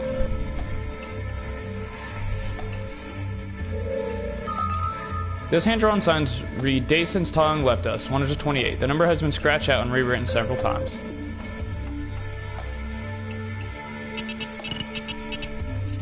This terminal contains reports related to the running of the colony after the Rift event. Perhaps we can use these to understand the situation at the time. From here you can access personal incident. Let's go personal. These reports give psychological breakdowns of many of the remaining colonists as reported by head psychologist Sarah Bijit Bouchard. I'll load them up. The first profile is on communication specialist Kaylee Pajari. Subject is dealing with breakdown of colony by focusing on her child. She maintains a hopeful attitude. When her partner is available to care for their child, subject uses spare time to exercise. I believe this has been key to her mental well-being. On sanitation supervisor Elazar Sari, previous sessions with subject revealed a studious, calm individual. His pre-colony evals were always even. He remains focused on keeping calm and tidy to deal with the chaos around him. One unchanged facet is his desire for privacy, which is difficult with our new situation. Last profile is for Milada El Emin. Subject continues to work tirelessly in her capacity as terraforming analyst. She hoards data on the subject. She has allowed several colonists to share her quarters as space becomes difficult. I suspect her passive nature is allowing others to abuse her kindness, however. Those are all the relevant entries I could recover from the terminal. Projections. It looks like the colonists formed a rotating body to help organize the survivors and introduce some kind of order. Entry is dated 2059-0313. Second scouting party to Colony A has not returned. Supplies are at their limit. And compromised Colony B only worsens. With current population, survivability is only a matter of months. Water filters continue to function, but rations are running out. There's an Adaman, and a few days later, this child of Colony B, Crystal Pajara, has sadly succumbed to malnutrition disease, and her mother has abandoned hope. How terrible. I had no idea. Honestly, I didn't. Do you want to exit? Oh, shit.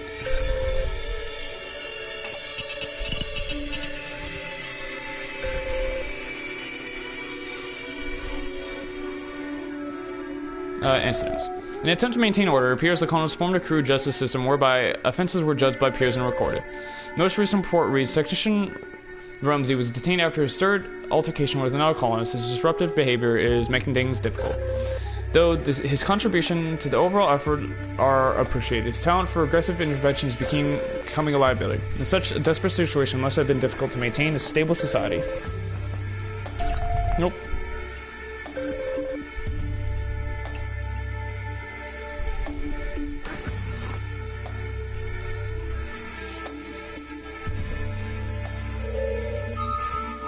It's a portable med lab with extra supplies. There isn't anything left in it. Too bad we didn't find any of these in the medical facility. Planters have been rigged with water drips in an attempt to grow food. Someone must have brought seeds back from the agrodomes. Damn, this place is fucking big.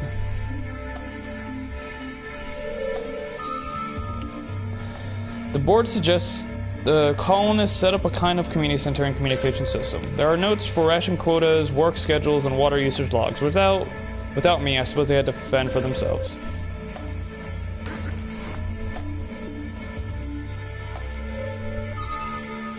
A single sleeping area has been fashioned in that corner. The occupant of those quarters was likely not fond of sharing space. Not fond of sharing space. Damn, I'm gonna really have to take a lot of notes on this final one. Oh, and then child. The musty shelf doesn't contain anything useful to us, but it's packed with children's publication, educational books, and toys. More children's toys. These look to be some kind of homemade playset, constructed from 3D printed plastic. They're very elaborate. Bed is covered children's books and toys. The occupant must have been one of the few new parents at the colony. Alright, so that's room 4. So room 3 and 4 didn't like... Damn. I'm gonna have to grab pen and paper. Hold on.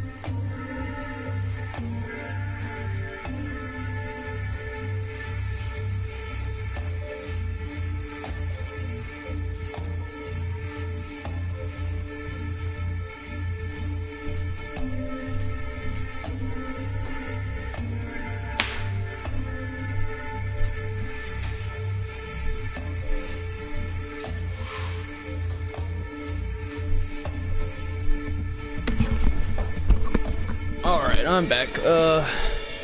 So 1, 3, 4,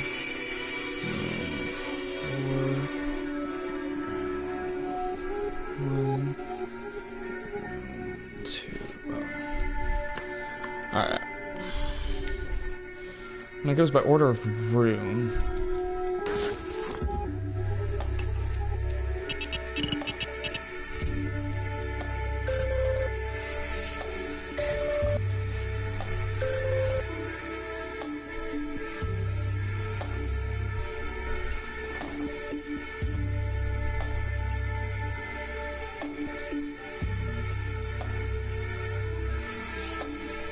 Sorry.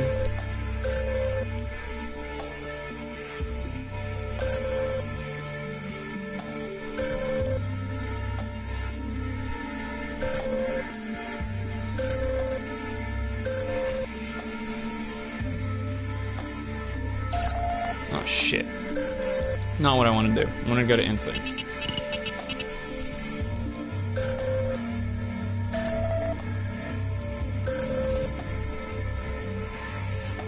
Rumsey.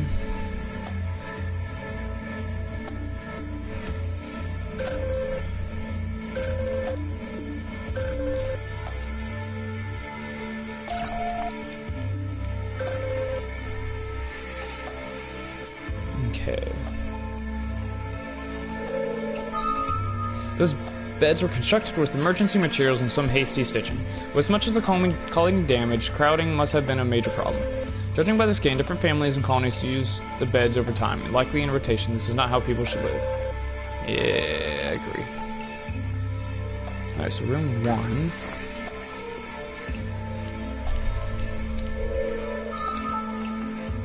There are dozens of dusty textbooks and reference material about human behavior and psychology on that shelf. Humans really do like inefficient physical media. There are a couple of sleeping areas set up for colonists, and the furniture has been moved to accommodate them. Despite the musty layer from being exposed to damp air, the bed is tidily made.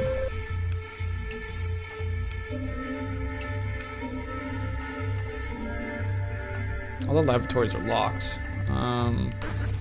So this psychologist...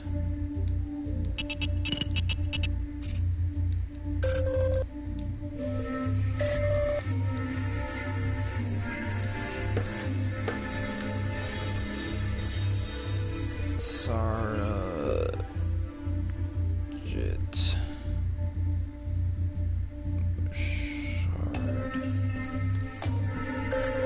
Okay.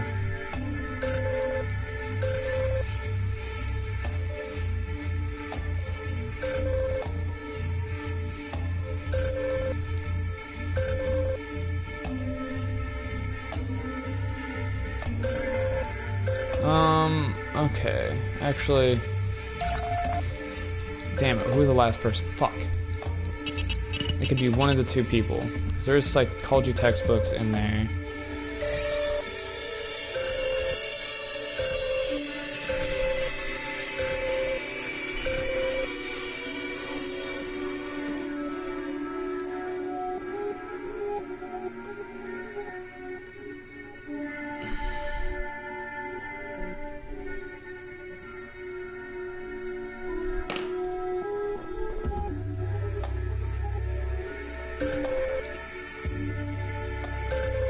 Alright.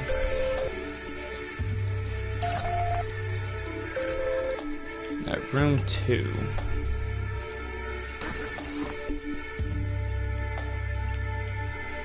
Ah, this could be her.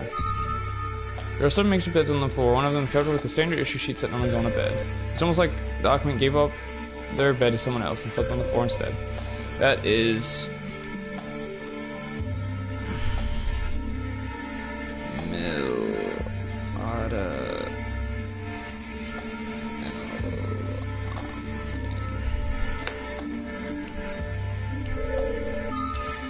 The photo depicts one of the female colonists, but is too worn for me to properly analyze.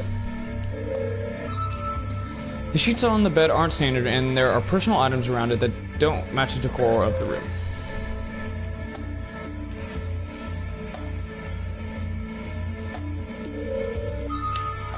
There are obsessive collections of terraforming data in the atmosphere, all of it meticulously noted and organized.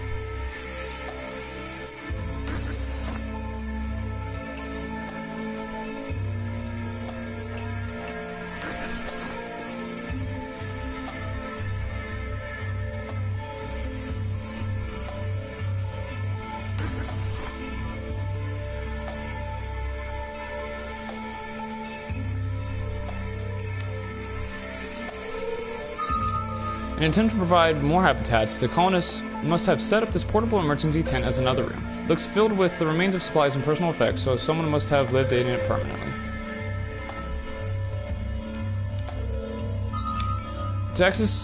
As access to materials can be more difficult, colonists likely use makeshift barriers like this to keep out the elements and attempt some kind of privacy. So that's room 6.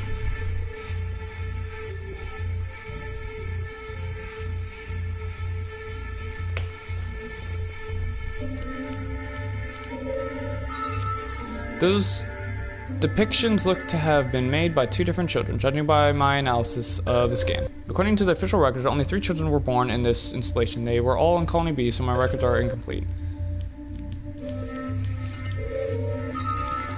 That's a communally accessible filtration system. Judging by the leftover residue, it used a series of filtration pucks to purify the rainwater. Even with a proper testing apparatus, that could be dangerous. By this point, however, the colonist options were probably very few. God, there's more halls? Fuck.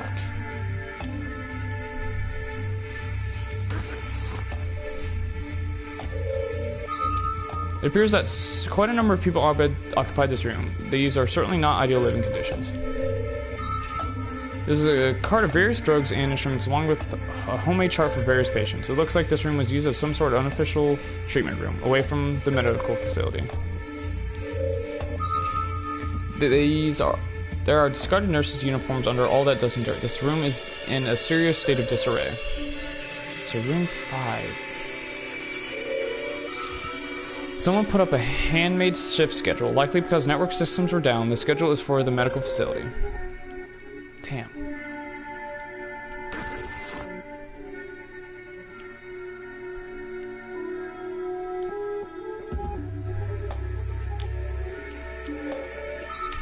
That doll-like figure has been constructed from various scraps of fabric and stuff. For handiwork, it is of surprising quality. Okay, let's go this way. We haven't found the remains of any of the colonists who remained here. Perhaps they are still alive somewhere. Yes, I fucking doubt that. That emergency tent is stuffed with multiple makeshift beds. It must have housed at least 4 people. That would have been terribly cramped. Yes, it would have. It appears that someone converted this empty container into a sleeping area for an infant. A batch of angry posters have been pasted to the wall. One that reads, Hudson Cartier led us to die. This one has this other one has a crude drawing of, oh, is that supposed to be me? Me? It says, we don't need AI to survive. I don't understand, why would they have been angry with me? I lost all communication as I wasn't able to help. I know. It is both my responsibility and my desire to help the crew I serve. Had I been able to present this disaster, of course I would have. This is most unsettling. I had no idea the people of Colony B felt this way. I think it's best about solution to act as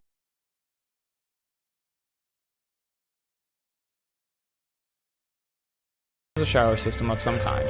Your scan reveals a lot of old dirt and mold built up in there. Probably hasn't been used in many months. That's room 6. Having more and more colonists occupy such small spaces would have been a problem in terms of health and sanitation. With nowhere else to go, a sick colonist could have easily infected the others, especially if ventilation was poor. What awful conditions. So this is room 6.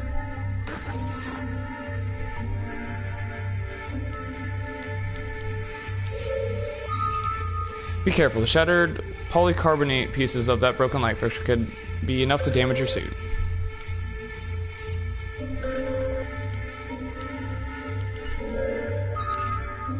Standard issue chair has been tossed around, causing damage to the room. It's bent completely out of shape.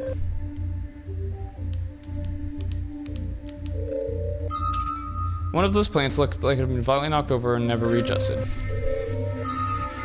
The bed has been tossed as if someone had been moving around and over it.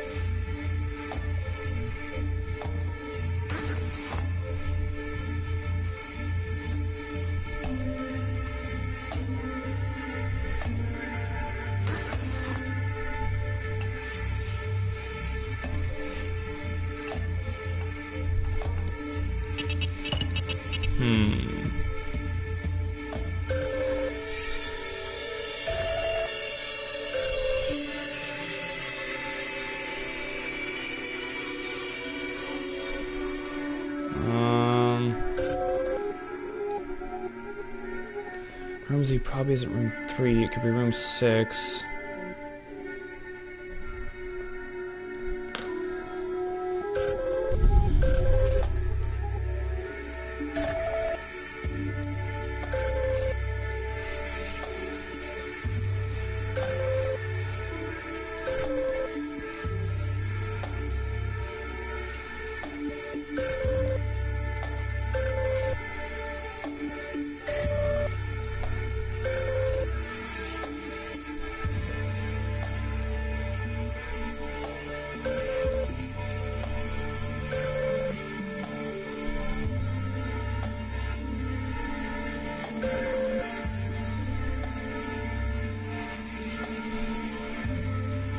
Oh shit, I need to read fucking...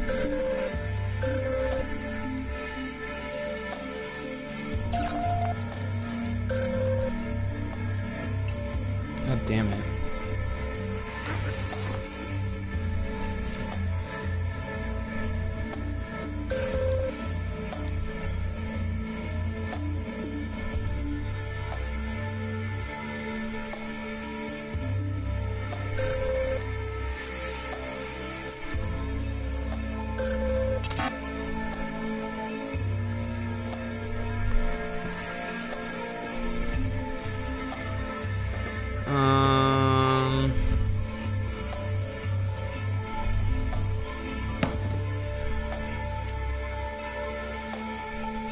Alright. 2.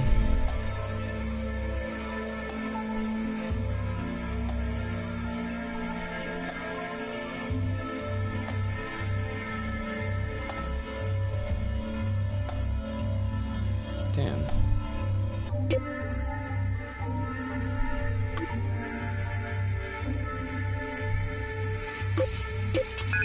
Oh, I got it.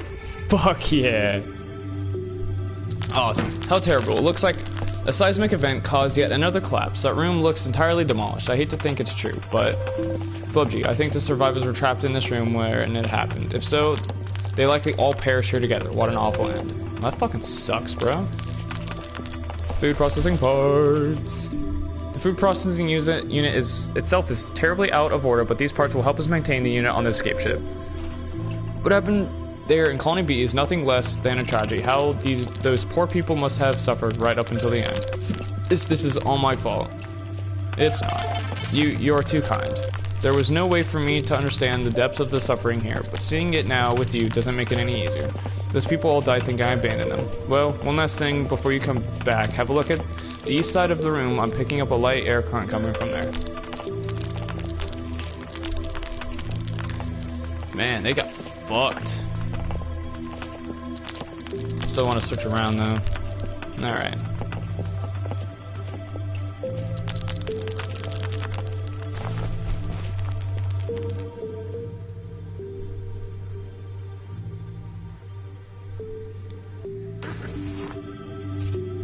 Oh, that's the escape ship hangar for Colony B. My, it's even worse than I imagined.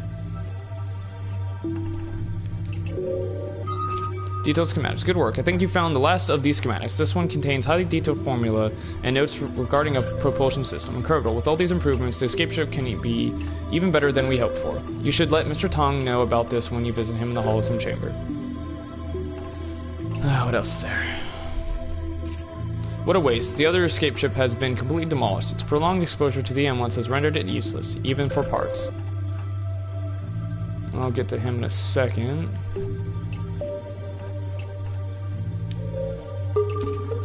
Flubji, as you have probably surmised, that is the body of Director Pierre Tong. This is a most surprising discovery.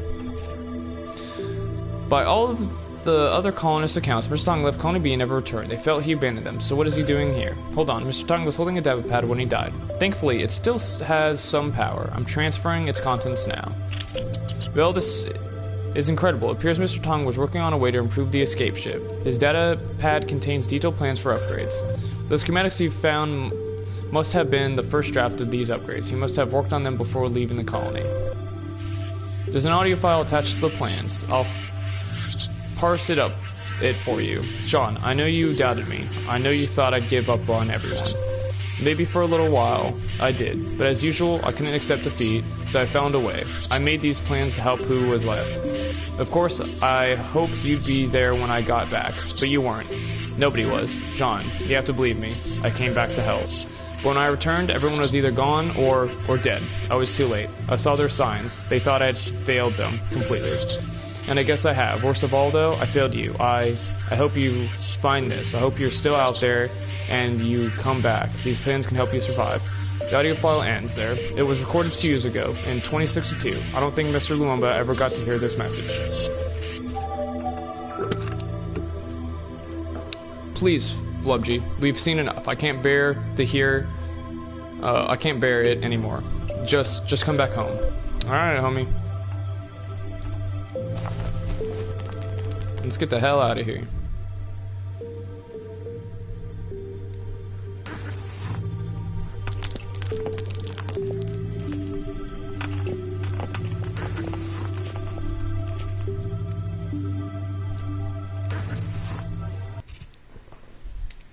Oh, I am so sorry. Don't be.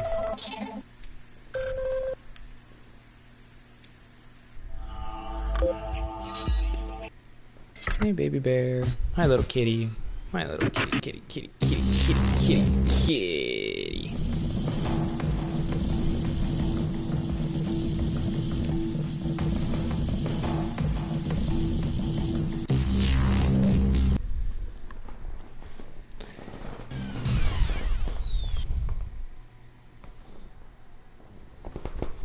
Ugh, just jumped on me, little kitty.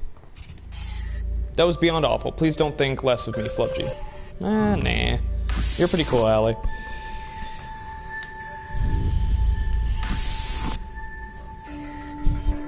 Little sneeze from a kitty. So cute.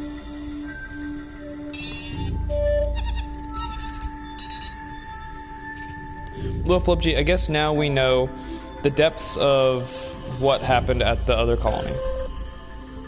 And now it looks like you have one last discovery to report tonight. This really has been a rough week. In the meantime, I'll be using your data to prepare the escape ship. I suppose, Flubji, we have to just keep moving forward.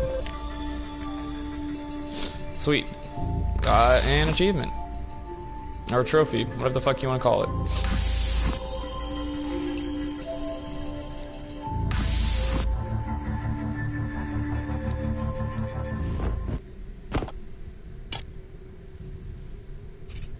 It's time, Flubji. Whatever happens in the Hollow Sim chamber tonight, I think it's best if you're honest. I hope Mr. Tong isn't too upset with either of us. Well, why would it? He fucking died himself. I'm the only survivor somehow, which has never been stated, never anything about my past, just everyone else's, which is kind of, I guess, an oversight. You don't get to learn about your character, besides what's going on now, and just kind of how you interact with everyone, but whatever. Oh, hello again, Flubji. I was making some real progress on the thruster simulations for your ship. I was a bit distracted there. What seems to be the matter? You look like you want to tell me something. Did something happen? Pierre, What is it? Wait, I think I know. You found out what happened to me, didn't you? I suppose it's just as well. Okay, let's hear it. Well, that's not really what I expected, to be honest. This all sounds very complicated. I guess the other me, he didn't realize what he meant to the other colonists. That his personal quest would be interpreted as just desertion by them. Isn't it crazy? He was doing exactly what I'm doing now for you, trying to fix an escape ship, trying to make it better so you can survive. But he wasn't being selfish. He was trying to do it for Jean, to at least give him a chance. I saw some of the scan data that Ali processed from your trip to Colony B. They hated me.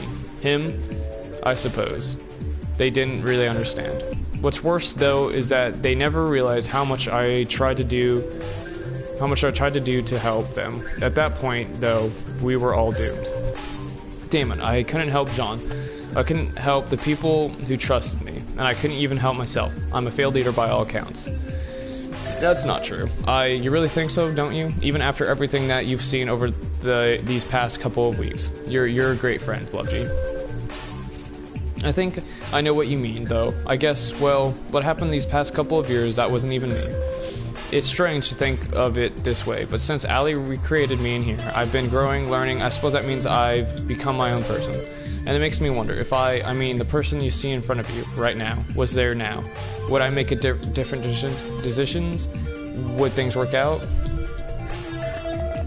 No, I suppose not. I can only worry about the present. Such as it is, I pressed the wrong fucking button. Such as it is being an artificial construct, and I'm working as hard as I can. I appreciate you telling me the truth. It's difficult but necessary. You'd make a pretty good leader yourself, Lucky. And with that out of the way, let's talk about something else. We can't change the past, and there's still so much to do. What do you want to talk about tonight? You. Well, sure. Before signing up with Hudson Cartier, I was pretty much a lone wolf. I didn't like to manage people or even worry about them, so I usually stuck to myself. And I remember when I was quite young and still at school, being both very presumptuous and aggressive in my studies. One time, another student and I produced detailed technical reports for an engineering class, schematics, rational of real-world applications, that kind of thing. I read the other students' reports and I knew it wasn't as good as mine. It was solid, research, but not creative, not as revolutionary. Well, when we received our evaluations, I was horrified to learn we had gotten the same grade. I was livid, and I told my instructor. In fact, I made everyone's life hell for a few days, demanding to know how they could merit our effort equally, even though my work was better. Wow, really? It wasn't my proudest moment when I look back on it now, but at the time, I couldn't possibly comprehend it. I wouldn't let the administration go without changing the marks. I felt my work had to be recognized as superior to the other students. But what I realized later was how awful I'd been, that in trying to demand that recognition of my own ability, I was undermining that of the girls. It took me a long time to mature from that point, and as my recognition throughout the world grew, I realized how selfish and petty that all was. So when we chose candidates for this facility, I looked for that. I looked for me, all those years ago, and anyone who would remind me of that didn't make the cut. What else would you like to talk about? Colony B. Of course, yes. Let's go over what you saw out there. It really seemed like the colonists did their best to maintain order out there. They were good people, smart, driven. Maybe part of me thought that the people would survive on their own, that they didn't need me. Obviously, that wasn't completely true. I didn't know how to be a leader, and in a way, the other colonists needed a beacon, perhaps. Sometimes, when you trust and respect people, you actually neglect them. You don't give them the support they need, because you don't think they need it. I demanded a lot from people, and they always delivered. I'm leaving Colony B. In leaving Colony B, I guess I took everyone else for granted. But I couldn't see that at that time. They thought I abandoned them, when I probably just assumed they'd be okay. It was an arrogant mistake. You're wrong. Thank you for saying that. But, well, I can't help but think about all the lives lost in there. Let's talk about the schematics. So you found all of those handwritten designs. Let's see what the other me was up to, and what we can do with these. This will help a lot, thanks. The other me was trying to solve the problems I am now, only he had to do it on pieces of paper in his head. You see, the problem with the ship is that we couldn't predict what is happening with the planet right now. That's providing a whole new set of variables. And the extra resistance, gravity, and atmospheric changes caused by the collapse is proving too much for the escape ship as it exists now. The ship itself, that purple egg, is fine. Once you get to space, it should operate as intended as long as the others also solve their own problems. But the bottom half, which is the first stage rocket, needs improvement, and we don't have the ability to heavily modify the ship since you're the only one left. But with all of the schematics we found, we can make some clever adjustments that don't require anyone else. This is a big deal.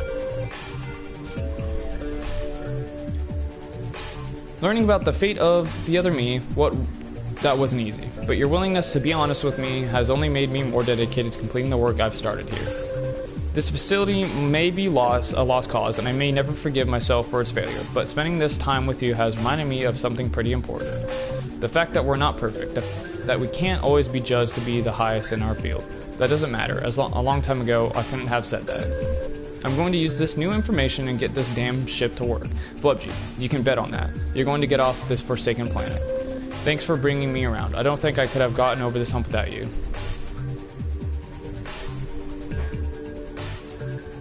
I'm with you. I know you are, and it means a lot, believe me. Well, no point wasting cycles. I'm going to complete this work. See you soon.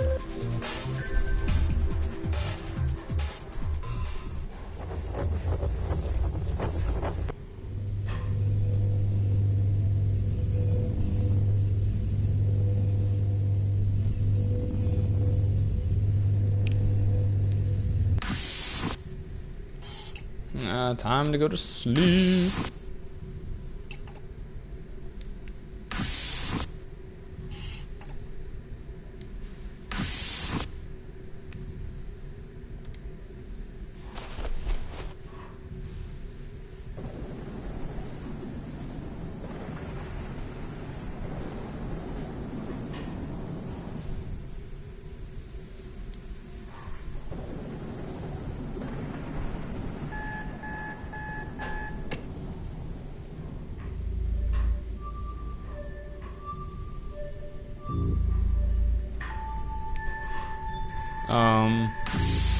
What's up with the AI?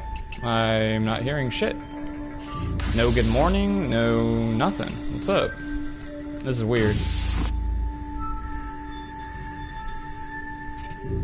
Oh, good morning, Flubji. How are you? I'm good. That's good, I guess. This is what you've been preparing for, hasn't it? You should be happy. Anyway, I'm sorry I wasn't there to greet you when you woke up. I was just getting things ready. I guess we should just make sure the escape ship is okay, shouldn't we? It should have been upgraded already. Despite learning what ultimately happened to their real selves, the Holograms were able to find the strength to complete their own missions. So let's go have a look at the escape ship, okay? I've unlocked the ship hangar for you. Oh, am I gonna get off the planet? What the fuck? Or is it not gonna be that simple?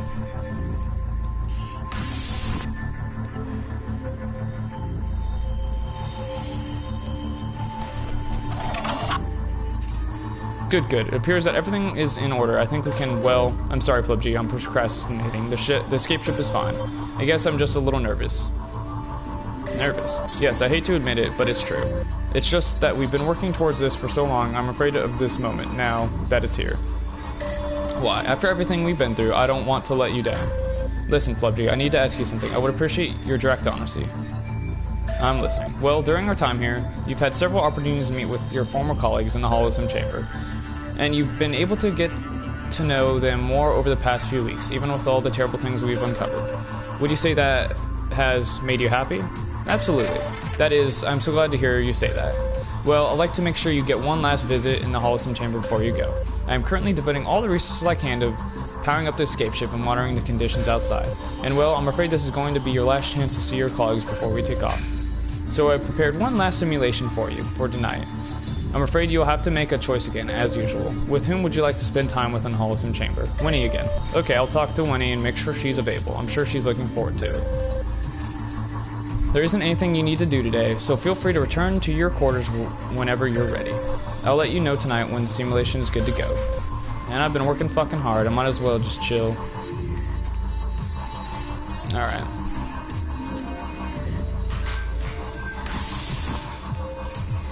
Are you going to miss this place?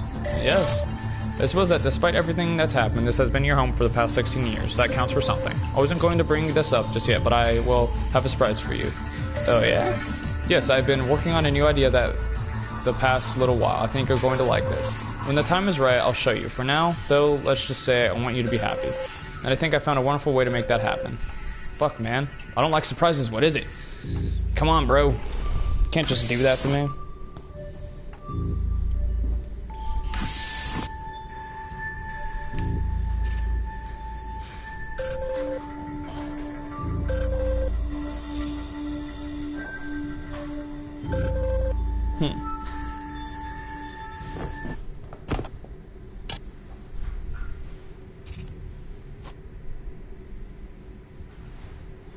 It's time, Flubgy. I guess this is it. I did the best I could for you under the circumstances. So please head to the Holosim chamber when you're ready for the simulation. Alright.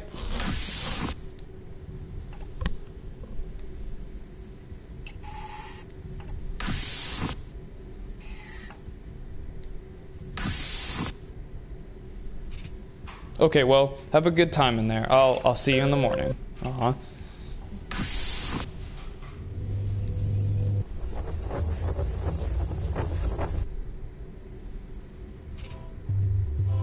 Oh, that's pretty. Oh, Flubgy, quick, come look at this. Isn't this amazing, this view, this phenomena? Do you know what we're looking at? I don't. It's okay, I didn't think the AI would tell you. Well, this is what happens when a planet like ours is destroyed. Specifically, this is what Iridian Epsilon B will look like once it collapses, based on our projected models at least. The two colonies, agrodomes, everything, it will all just be floating out there, and this whole project will have been for nothing. I'm so sorry, Flubgy, that was very inconsiderate of me. Maybe I shouldn't have said that. That's okay. I'm sure the AI just wanted you to enjoy the sight of it and not think about what it represented. Well, this is off to a fine start. I really just want to talk and spend some more time together.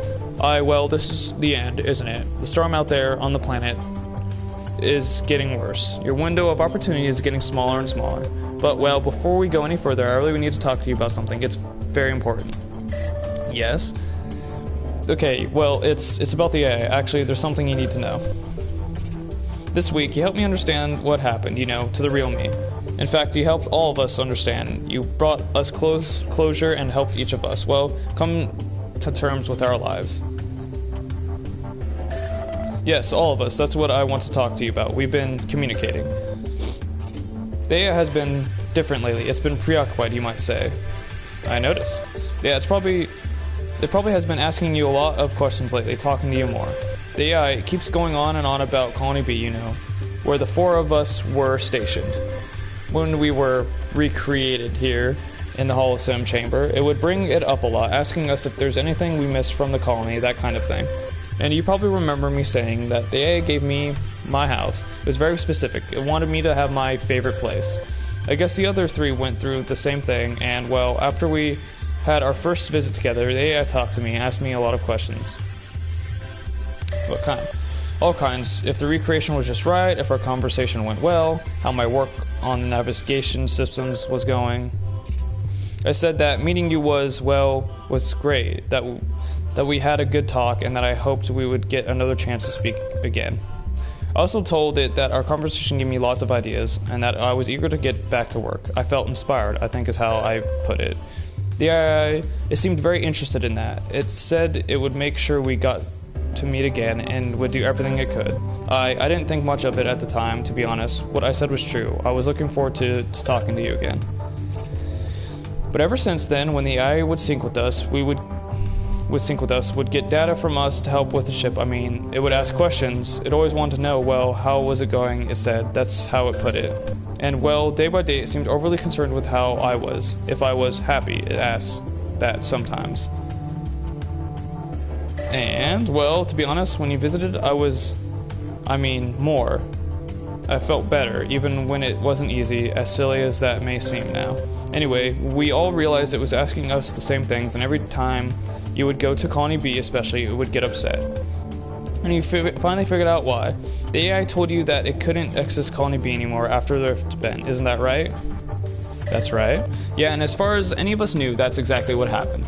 But the thing is, that's not entirely true. The Rift event cut off the two colonies from each other, yes, but, the AI actually didn't try to re-establish contact with Colony B. It completely abandoned us out there.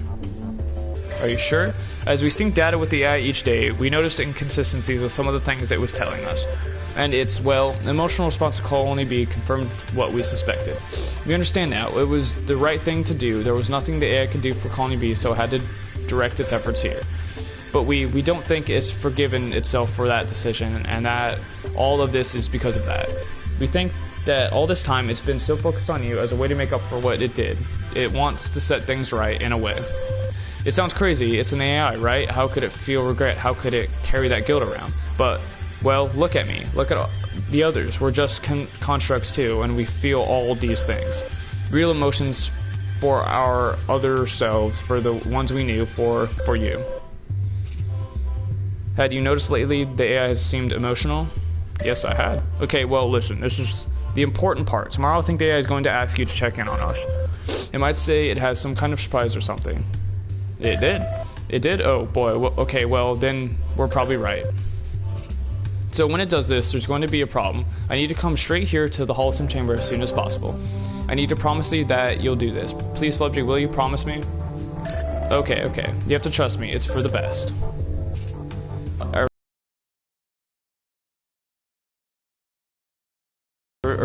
Anything else for a while. This, I think we've earned a little peace here together.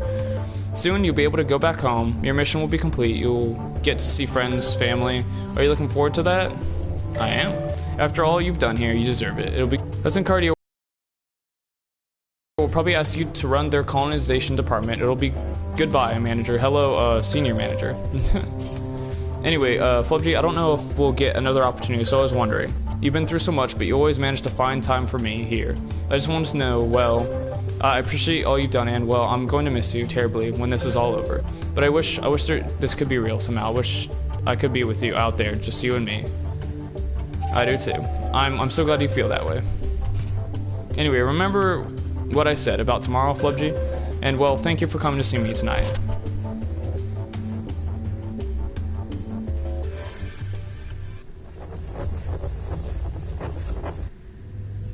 Alrighty then.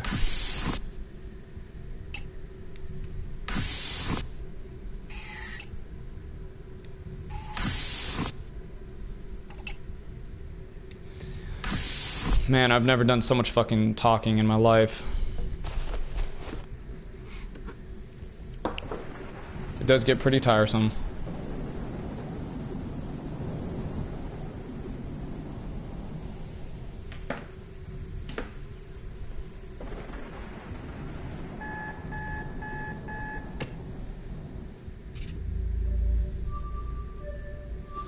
Are we there yet?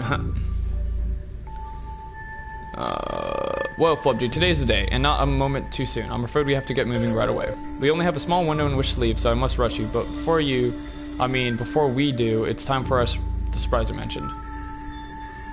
I know. No, what? You can't know what the surprise is, and that's why it's called a surprise. Oh, Flubjay, I do hope you like it. So quickly, head to the Halston Chamber. I'll explain when you get there.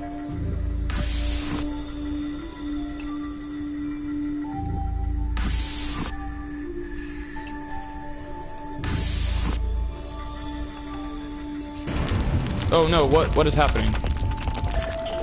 No, not now. This is terrible. There's been a major outage within the core. Okay, Flubjay, hold on tight. I can't show you your surprise until I fix this. Just give me a few moments. I need to go offline, but I'll be right back. Don't move.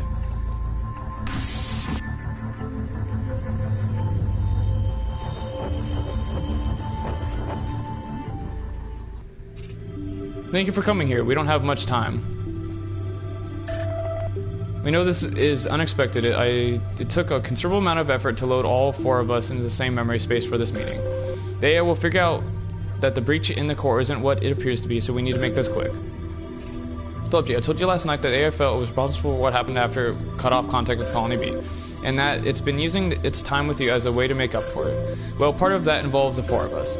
It wants to change the plan. It wants you to escape, but not with it, with us. The AI's mandate has always been to keep you safe, and because it's designed to please its users, it also wants to keep you happy. I think it thinks being with us makes you happy because of your time with each of us here in the Halston Chamber, and has reacted very strongly to that realization. The AI's obsession is with its failure at Colony B, where so many of us suffered for so long. We weren't happy, and we definitely weren't safe.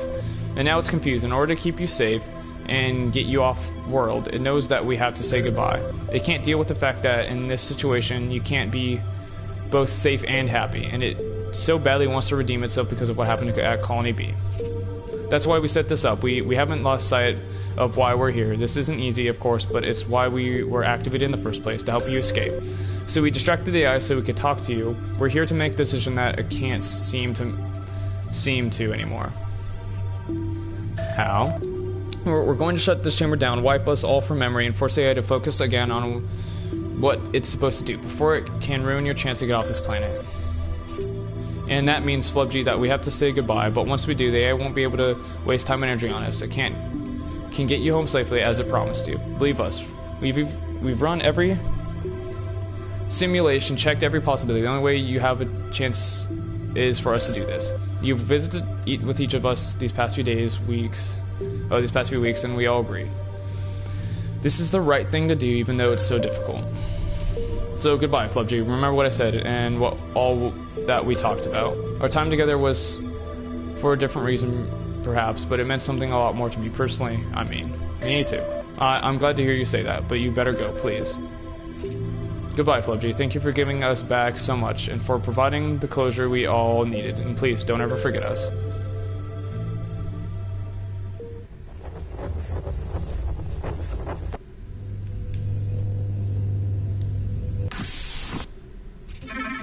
Flubji, what have you done?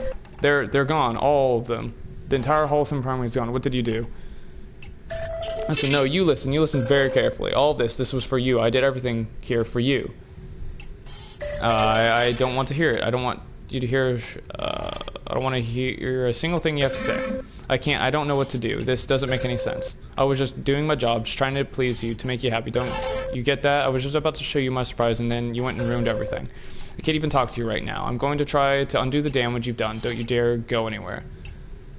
What? Just stay inside, okay? It's dangerous out there. Whatever you do, don't go out. Nope. It pushes me out, so let's do it.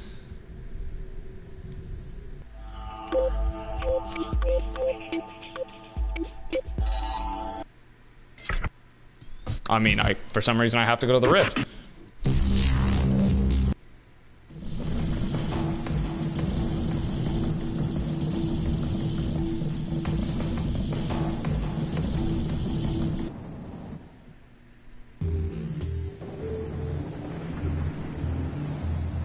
Oh, I'm going to my lookout.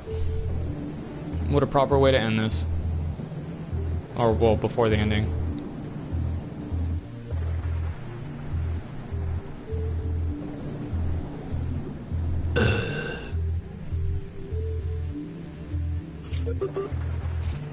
Flubji, please come in. Are you there? I'm here. Oh, thank goodness. I couldn't locate you and worried that something terrible had happened. I'm so sorry for blowing up at you. You didn't deserve that. I know what happened with the Holosome Chamber wasn't your fault, and I think I understand why they did it. I just want to talk to you, okay? And that storm is getting worse. I worry if you wait any longer, you won't be able to make it back. I will. Okay, good. That's good. Please hurry. I'll be waiting here for you. Alright, let's go. Very, very fun. Oh, shit. The fuck was that? No! Ah, what's going on? I'm not gonna make it? I don't get off the planet? Well, that's fucked.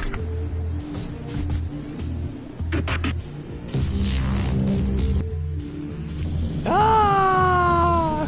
No! Oh, man, this is fucking sad. What's going on? I'm actually invested in this story. It's a good-ass game. Very well done. Oh, come on, hurry up, hurry up. Come on, I need to know. Oh, wow.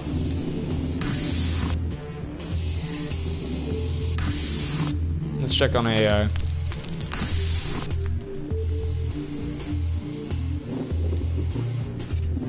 Oh, Flubji, thank goodness you were able to come back. What happened? This facility was hit with a huge strike from the storm. As you probably saw, Colony A has been almost completely destroyed. I was worried that you wouldn't make it back. Please, Flubji, I don't want you to be angry at me for what I did. It's okay. Well, regardless, you deserve an explanation. I need you to understand. Your colleagues in the Holosome Chamber, before they, well, removed themselves from the equation, they told me something. They synced one final message to me, and in it, they told me what you know now about Colony B and about me. I couldn't see what I was doing. I didn't know that I was putting you in danger. I thought I was doing the right thing. And now, even they are gone. They wiped themselves from the Holosome Chamber completely. Oh, Flubji, I've ruined everything. All our hard work, and for what? For me. That's certainly how I perceived it, but I was such a fool. That strike on this facility has crippled almost all of our systems, and the atmosphere is in a real maelstrom now. With the time we have left, there are two options, I suppose. Option 1, take the escape ship as planned, blast off through the atmosphere, and hope you make it through the chaos and into space. It's what I promised I'd help you do. But there's a catch. The only way your ship is going to make it is if I remain here and do what I can to clear your way. I won't be able to come with you, as we discussed. What? I know, but I can't help you from within the escape ship. Things are worse than we planned for, and our situation has changed now. Remember, when you shut down the terraforming fields last week, I mentioned the remote nodes that were still orbiting the planet. If I remain here in Colony A, I can use those nodes to guide the escape ship safely through the atmosphere, but I can't do that from the ship itself. If I'm being honest, I'm scared, FlipG. Scared of remaining here, but more importantly, scared of watching you go. And once you make it to space, you'd be all alone. I wouldn't be able to help you anymore. There's no guarantee you'd ever get picked up, but, well, it's the best chance you have. And option 2? Option 2, you stay here with me. If we cancel the shuttle launch, I can use the power of the escape ship, boot up the hull sim chamber one last time. You need to understand this is not something I planned, and this isn't what Winnie, Pierre, Leslie, and Jean wanted. They worked tirelessly to get you off this planet. But I'm so conflicted now. My duty is to keep you safe. My desire is to ensure you're happy, and yet, now that we are here, I must admit, I don't want you to leave. And if you stayed, we could at least have some time together. You wouldn't be all alone out there in space. How? Well, since we'd use the energy from the escape ship, I wouldn't have to power down like I did before, and I could also join you in there. In the simulation, I mean. That won't stop what's happening outside, of course, but with the way the chamber runs, it could feel like hours or days or weeks.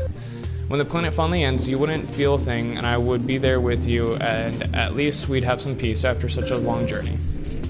I'm sorry, FlipG, for everything that's happened, for failing Colony B, for ruining everything with Winnie, Pierre, Leslie, and John. And now for even entertaining such a selfish thought, this is your decision. I won't get in your way, no matter what you decide, but I can't make the choice for you. Are you going to take the escape ship and leave as planned, or will you power up the hull sim chamber and stay here with me? I'm leaving. Okay, good. That's what we worked so hard to do. Okay, we need to get moving. Hurry what's the ship hangar, or what's left of it, and get to the ship. It's time you finally got to go home. Yeah, fuck it, I want to go home. Sorry, you're awesome, but damn.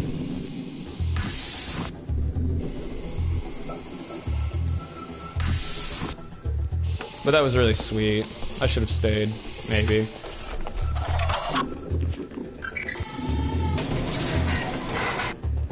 Fucking get out of here! I guess this is it, FlipG. The ship is ready to launch, and you're out of time. Do you remember the virus signal that Miss Lawyer sent out from the comms relay? I do. Right, those link terminals we found in the tower were sending a self-replicating distress signal. Well, I think it worked. It's tough to get a clear signal, but I think the ship is already picking up a bit of chatter. It's too hard to read much with what's going on outside, but once you clear the atmosphere, I just hope you can get picked up by a nearby shipping lane. Winnie, Pierre, Leslie, and John, they all did their part, and in the end, they sacrificed everything to make sure you'd make it. So you need to get back to Earth and tell Hudson Cartier what happened here. Tell them that I failed. Maybe their next project will benefit because of it. They kept their word, and now I'm going to keep mine. It's time to get you home, FlipG. Quickly, launch the ship. Damn, this is fucking crazy intense. Sorry, Allie. You're great, but, you know, gotta get home.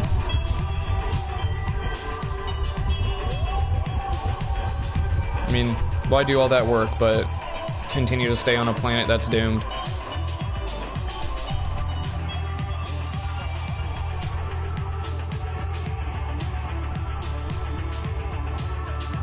This music is fucking rocking, though. Aw, man.